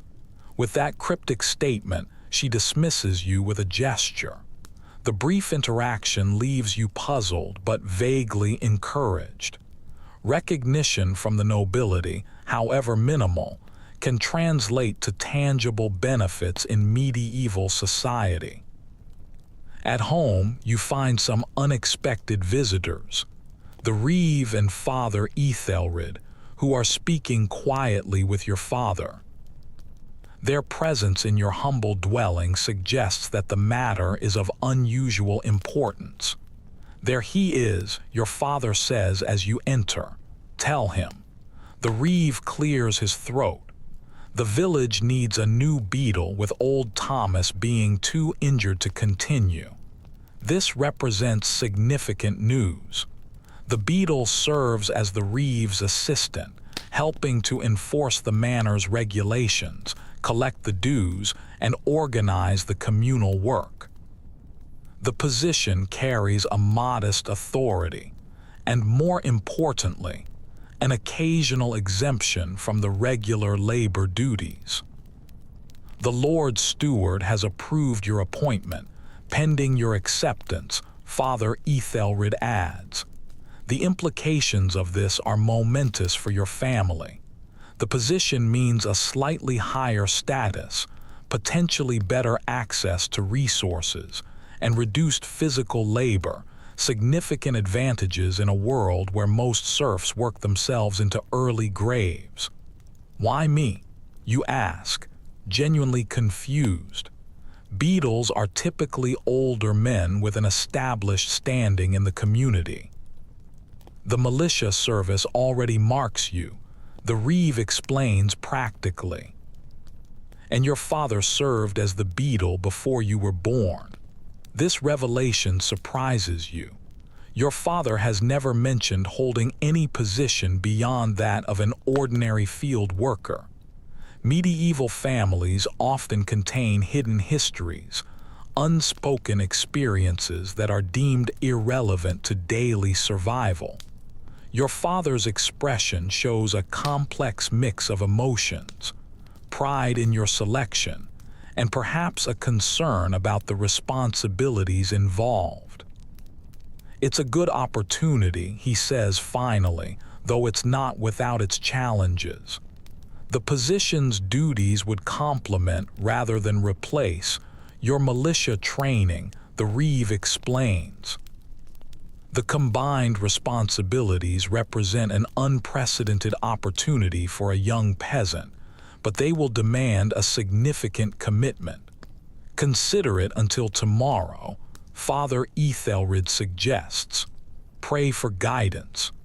After they depart, your family discusses the opportunity openly. Medieval decision-making typically involved a family consultation, rather than a purely individual choice, recognizing how one member's role affected the collective welfare. The work is less breaking on the body, your father acknowledges, but it's harder on the mind. You'll be standing between the village and the manor, belonging fully to neither. This liminality, existing between the defined categories, creates unique stresses in a medieval society where a clear hierarchical position provides your identity and security. However, advancement opportunities for serfs are so rare that the advantages clearly outweigh the potential discomfort. Mourning brings your acceptance of the position, which is delivered to the Reeve before the regular work begins. He nods without any surprise, having anticipated your decision. You'll shadow me today, he instructs. Your learning begins immediately. The day passes in a bewildering introduction to the beadle's responsibilities, recording work completion, noting the maintenance needs for the communal equipment, and helping to resolve minor disputes between the villagers. The administrative aspects of the job reveal the surprising complexity of medieval village life that lies beneath its seemingly simple surface. That evening, you are exhausted from the day's mental challenges, rather than the usual physical fatigue. You notice Eliza approaching your family's shelter, a small, cloth-wrapped bundle in her hand. For your father, she explains, as she presents what proves to be several dried fish. My uncle's catch was good today. He remembers your father's help during the planting. The gift represents more than just food. The medieval exchange systems operated through a complex system of reciprocity. Gifts acknowledged previous assistance, created an obligation for future help, and signaled a social connection. That her family sent her specifically to deliver this gift carries an additional meaning that is not lost on your observant mother. Stay and share our fire, your mother invites, a significant gesture, given your limited space and resources. The evening unfolds with an unprecedented sociability, an actual conversation that goes beyond practical planning, and even occasional laughter as your father shares stories from his younger days. Eliza's presence transforms the typical exhausted evening silence into something that approaches a modern social interaction. When she finally departs, accompanied partway by you, as basic courtesy demands, the brief moment of privacy allows for a direct conversation that would be impossible within your family's hearing. I heard about your new position, she says. Beadle is important work. I'm still learning what it even means, you admit. My father says a good beadle makes life easier for everyone, but a bad one makes enemies on all sides. Her observation carries a genuine concern rather than a criticism, a subtle expression of care within the constrained framework of medieval communication. I'll try to be the first kind, you promise. Her smile, visible even in the evening's dimness, suggests her approval. I believe you will. This simple exchange represents a significant advancement in a medieval courtship, a direct expression of confidence and approval outside of family supervision.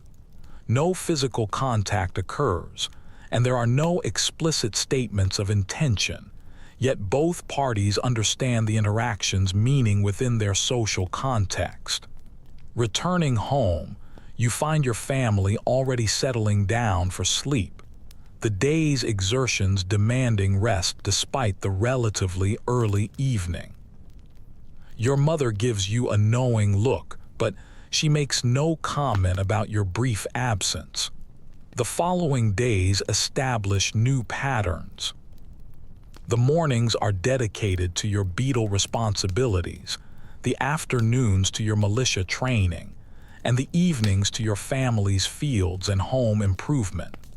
The physical demands remain extreme by modern standards, but the variety prevents the soul-crushing monotony that characterized a typical serf's existence. Your family's circumstances improve incrementally. Your father regains enough strength for light but steady work.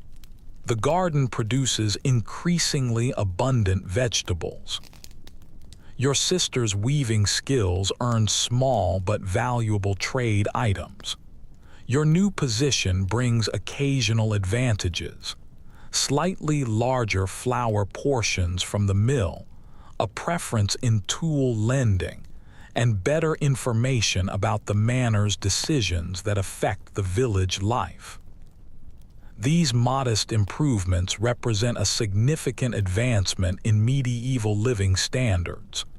The gap between subsistence and a modest comfort might seem trivial to modern observers, but within your world, it marks the critical difference between mere survival and actual living.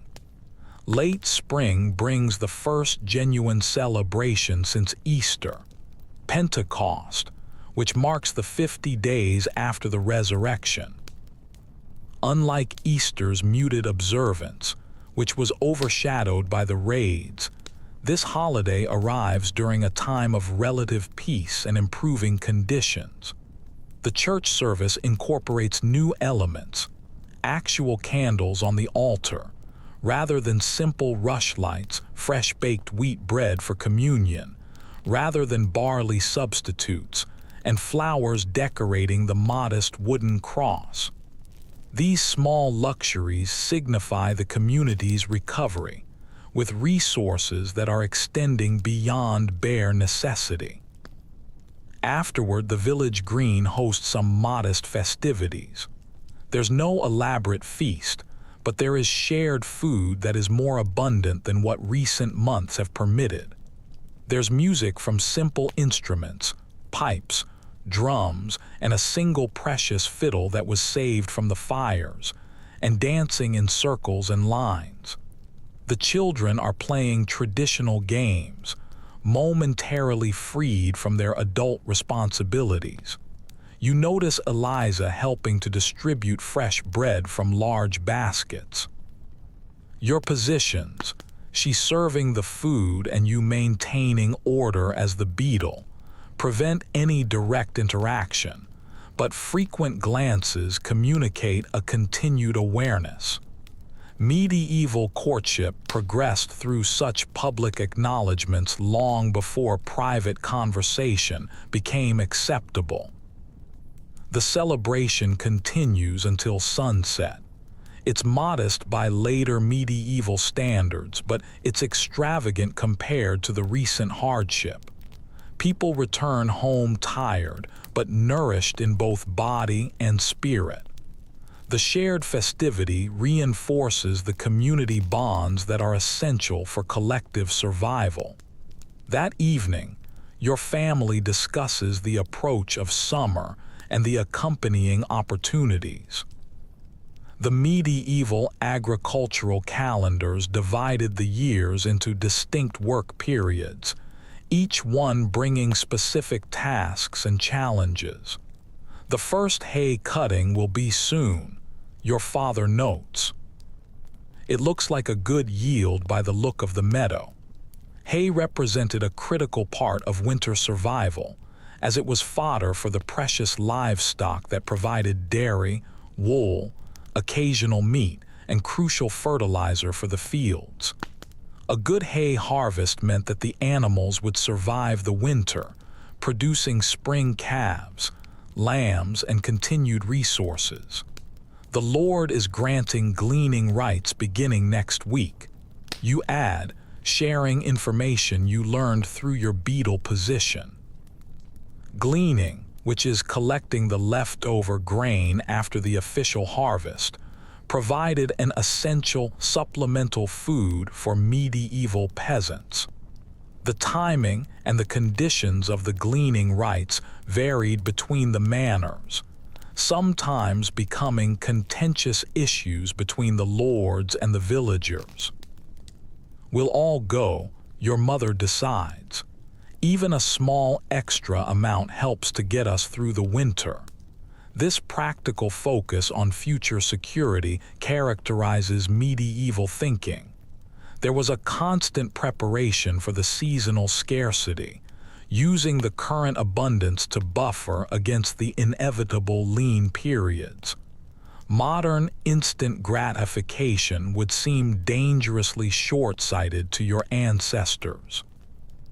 As the night deepens and the family prepares for sleep, you find yourself reflecting on the extraordinary journey from a desperate crisis to a modest stability over a period of mere months. Medieval resilience was not a personal virtue, but a community characteristic, the collective ability to endure, rebuild, and find sustainable patterns, even after devastating setbacks. Your medieval counterparts would find certain modern attitudes to be incomprehensible. The expectation of constant comfort, the assumption of safety, and the focus on individual fulfillment above the community's welfare. Their world demanded different values: endurance, practical cooperation, and an acceptance of hardship as life's normal state, rather than its exception.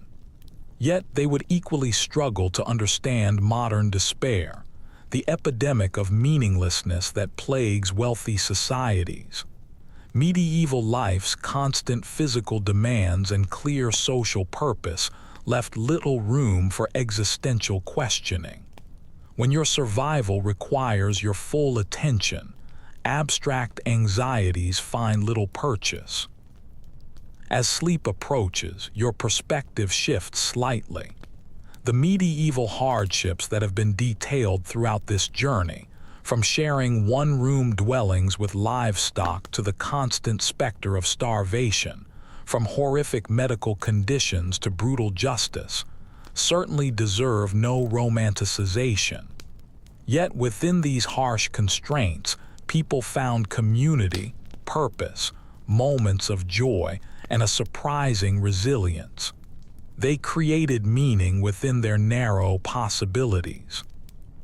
They endured what modern humans would consider to be unbearable, not because they possessed a greater personal strength, but because their social structures and their expectations supported a collective survival, rather than individual comfort. Perhaps there is a wisdom that is worth reclaiming from these ancestors, not their technology or their social hierarchies, but their capacity for finding contentment in small pleasures, their instinctive understanding of mutual dependence, and their ability to accept life's fundamental uncertainty while continuing to plant their fields, build their homes, and form connections. As your consciousness drifts towards sleep in your comfortable modern bed, so unlike the straw pallet where your medieval counterpart rests, consider carrying something of their perspective into your dreams. The appreciation for simple comforts, the recognition of the community's essential value, and the patient endurance that allowed humanity to survive centuries of hardship. Their blood runs in your veins. Their resilience forms a part of your inheritance.